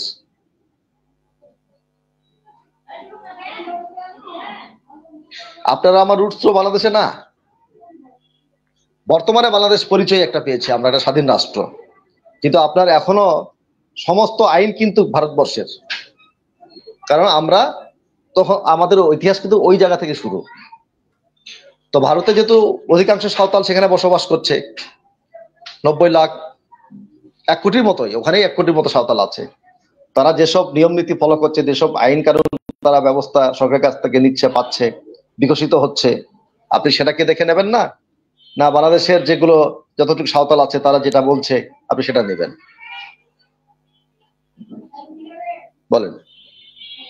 সেটাই তো, কি হওয়া উচিত, কোনটা আমরা নেব, কি সমাধান? এখন ভাষার এখন মানে মানে মানে হরফ লড়াইয়ের যে বিতাণ্ড চলছে বাংলাদেশের, হ্যাঁ, এতে করে বাংলাদেশের কিছু সাঁওতালরা তো বলছে যে আমরা মানে রোমান চাই। মানে রোমান তো না, মানে রোমান অক্ষরটাকে কিছু এদিক ওদিক কিছু কাজ করে সেটাকে রোমানের একটা উচ্চারণে নিয়ে এনে বলছে যে আমরা রোমান চাই। কিছু সাঁওতাল বলছে যে না, রোমান কেন চাবো, আমাদের তো অধিকাংশ সাঁওতাল ভারতে অলচিকি চর্চা করে, তাহলে আমরা অলচিকি নেব। ঠিক আছে, কিছু অংশ কিভাবে সমাধানটা হ্যালো কিভাবে সমাধানটা যে আশা করতে হবে আন্তর্জাতিক ভাবে সাঁওতালরা আন্তর্জাতিক ভাবে যে সংখ্যাগরিষ্ঠ ভাবে যে হরফে চর্চা করছে সেটাই হবে, মানে অলচিকি হবে এখানে। ঠিক আছে, এবং এটার যে বিকাশ এবং এটার যে পরিধি ভারতে তো সেটা ব্যাপক, ভারতে ব্যাপক। আপনি ভাবতে পারবেন না ইউনিভার্সিটিতে অলচিকিতে পড়ানো হচ্ছে, আপনি এটাকে রোধ করবেন কিভাবে? মেডিকেল কলেজের অলচিকি দিয়ে পড়ানো হচ্ছে, আপনি রোধ করবেন কিভাবে? আমি আর একটা সংবাদ পেলাম যে দিল্লি ইউনিভার্সিটিতে এবছরই সাঁওতালি কোর্স চালু করা হবে। ভাবতে পেরেছেন? ভারতের সবচেয়ে মানে একটা মানে মানে বাংলাদেশে যেমন ঢাকা বিশ্ববিদ্যালয়কে গোনা হয়, ভারতের সবচেয়ে বড় বিশ্ববিদ্যালয় দিল্লিকে চিহ্নিত করা হয়। দিল্লিতে সাঁওতালি ভাষার একটা ব্যবস্থাপনা চলছে, সেই সাঁওতালি ভাষায় সেখানে পড়ানো হবে। তাহলে এতগুলো মানে ক্ষেত্রতে যখন একটা ভাষা অলচিকি হরফে পড়ানো হচ্ছে, এইগুলোকে আপনি পাশ কাটিয়ে কিভাবে বলবেন যে না রোমানেই হোক? এটা কিসের গন্ধে, তাই না? তো এটা একটা আলোচনা আর কি। তো যেটা ভাষার যেহেতু রাজনৈতিক বিষয়, এটা পক্ষে বিপক্ষে সবসময় পৃথিবীতে মানুষ থেকেছে, এটা নতুন করে এটা মাথা ভারী করার কোনো বিষয় নেই, এবং আমি ভারীও করি না। কারণ যতদিন পৃথিবীতে মানুষ বেঁচে থাকবে, ভাষা এবং সংস্কৃতিটা রাজনৈতিক ভাবে মানুষের কাছে থাকবে। এটা সুভাষ ভালো বলতে হবে, যেহেতু সুভাষ রাষ্ট্রবিজ্ঞানের ছাত্র। ঠিক আছে, এই বাইরে কিন্তু রাজনীতি হয় না। যেখানেই একটা ভূ রাজনীতির সৃষ্টি হয়, ভূ রাজনীতির একটা মীমাংসা খুব সহজেই হয়, কিন্তু ভাষা সংস্কৃতির মীমাংসাটা থেকেই যায়। তো আমি মনে হয় অনেক কথা বললাম, আলোচকরা অনেকেই চলে গেছেন, আমি বেশি বলতে চাই না। ভাষার মাসে সুভাষ এটা আয়োজন করার জন্য অনেক ধন্যবাদ আপনাকে, অনেক শুভেচ্ছা। এবং যারা দেশ বিদেশ থেকে সাঁওতাল বন্ধুরা সহ যারা বিভিন্ন জাতিগোষ্ঠীরা ভাষা প্রেমী মানুষরা আমাদের আলোচনা দেখছে, তাদেরকেও শুভেচ্ছা জানাই। এবং সাঁওতাল ভাষা টিকে থাকুক, হ্যাঁ, এইটা পরম্পরায় আমাদের বেঁচে থাকুক, আমরা এই চর্চা করি। এবং কিছুক্ষণ আগে আমাদের একজন আলোচক বলেছিলেন যে বাংলাদেশের ভাষা ক্যাটাগরিতে সাঁওতালরা প্রথম এগিয়ে, এবং এটা যেমন গর্বের, চর্চাটা আমাদের পরিবারে অব্যাহত থাকুক। আমরা যখন রাজশাহীতে পড়তে আসছিলাম, রাজশাহী শহরে এক সময় এই শহরে কিছু গ্রাম ছিল, গ্রাম না শহরের মধ্যে, শহরের মধ্যে কিছু গ্রাম ছিল, এখনো সেই গ্রামগুলো আছে, যেমন বাগানপাড়া, টালিপাড়া, আলীগঞ্জ। এগুলোর মানুষজন কিন্তু সাঁওতালি ভাষায় কথা বলতো না। আমরা প্রচার করতাম যে কেন সাঁওতালি ভাষায় তারা কথা বলবে না। তারা বলতো যে বাঙালি সমাজ চারিদিকে ঘিরেছে, যে সেখানে আমরা কি করে সাঁওতালি ভাষায় কথা বলবো। তারা এমন যুক্তি দিয়েছিল। কিন্তু তারা ওই আড়ালে আমরা যখন লেখাপড়া শেষ করে জীবন সংসার করছি, আমাদের সন্তানরা দিব্যি সাঁওতালি ভাষা শিখে কথাবার্তা বলছে। কাকে দোষাবেন আপনি সুভাষ? শহরে থেকেও আপনি কাকে দোষাবেন? যেখানে 150 পরিবারের একটা গ্রাম, সেখানে সাঁওতালি ভাষা চর্চা হয় না, অথচ নিভু একটা পরিবার নিয়ে আমরা একটা বিল্ডিং এ থাকি, চারিদিকে সবাই সংখ্যাগরিষ্ঠ জাতিগোষ্ঠী বাঙালিরা বসবাস করে, সেখানে আমরা এক পরিবারের সাঁওতালি ভাষায় সারাক্ষণ কথা বলি, গান গল্প চলে। ভাষার লড়াইটা খুব সূক্ষ্ম। তো হ্যাঁ, সেখানে পরিবর্তন হয়েছে মনে হয়। এখন বাগানপাড়া, টালিপাড়া বা যে শহর কেন্দ্রিক গ্রামগুলো আছে, সেখানে সাঁওতালি ভাষায় চর্চার অভ্যাসটা মনে হয় তৈরি হয়েছে অনেকটা। খুবই কম। তো ঠিক আছে, এরকম আলোচনা আলোচনা শেষের দিকে হ্যাঁ। নিয়ে যাই। এরকম আলোচনা আবারও হোক, বারবার হোক, এবং ভাষাকে নিয়ে কথা বলা আমি খুব ইন্টারেস্ট ফিল করি। হ্যাঁ, আমার একটা মানে মজার জায়গা হচ্ছে বা চর্চার জায়গা হচ্ছে ভাষা নিয়ে কথা বলা। এবং যদি কথাটা হয়তোবা শেষের দিকে হলো, আজকের আলোচনাতে ভাষাতে যে আলোচনা করলাম, আমরা ভাষার মাসে যে আলোচনা করলাম, এখন আমরা কত হাজার বছর থেকে ভাষার আলোচনা করব, এমনটাও যদি একদিন আলোচনা হয় আমাদের মধ্যে সবচেয়ে ভালো হবে। আমরা সাঁওতালি ভাষার কত হাজার বছর থেকে আলোচনাটা করে আসবো, আমরা একটা মাইল ফলক দাঁড় করিয়ে আলোচনাটা আমরা নামিয়ে নিয়ে আসি। হ্যাঁ, আমরা কি 5000 বছরের পর থেকে সাঁওতালি ভাষা আলোচনা করবো না তার আগে থেকে? এই প্রস্তাবটা থাকলো আপনার কাছে আমার। ঠিক আছে, ধন্যবাদ। তো সবাইকে জোহার। যারা এই আলোচনায় যুক্ত হয়েছিলেন এবং যারা আলোচনা দেখছিলেন সবাইকে ধন্যবাদ জানাচ্ছি। এবং এখানে বেশ কয়েকজন মানুষ আমাদের দেখছিলেন ফেসবুক থেকে, তাদেরকে ধন্যবাদ জানাই। BN সিং দাদা ছিলেন, সুনীল মান্ডি ছিলেন,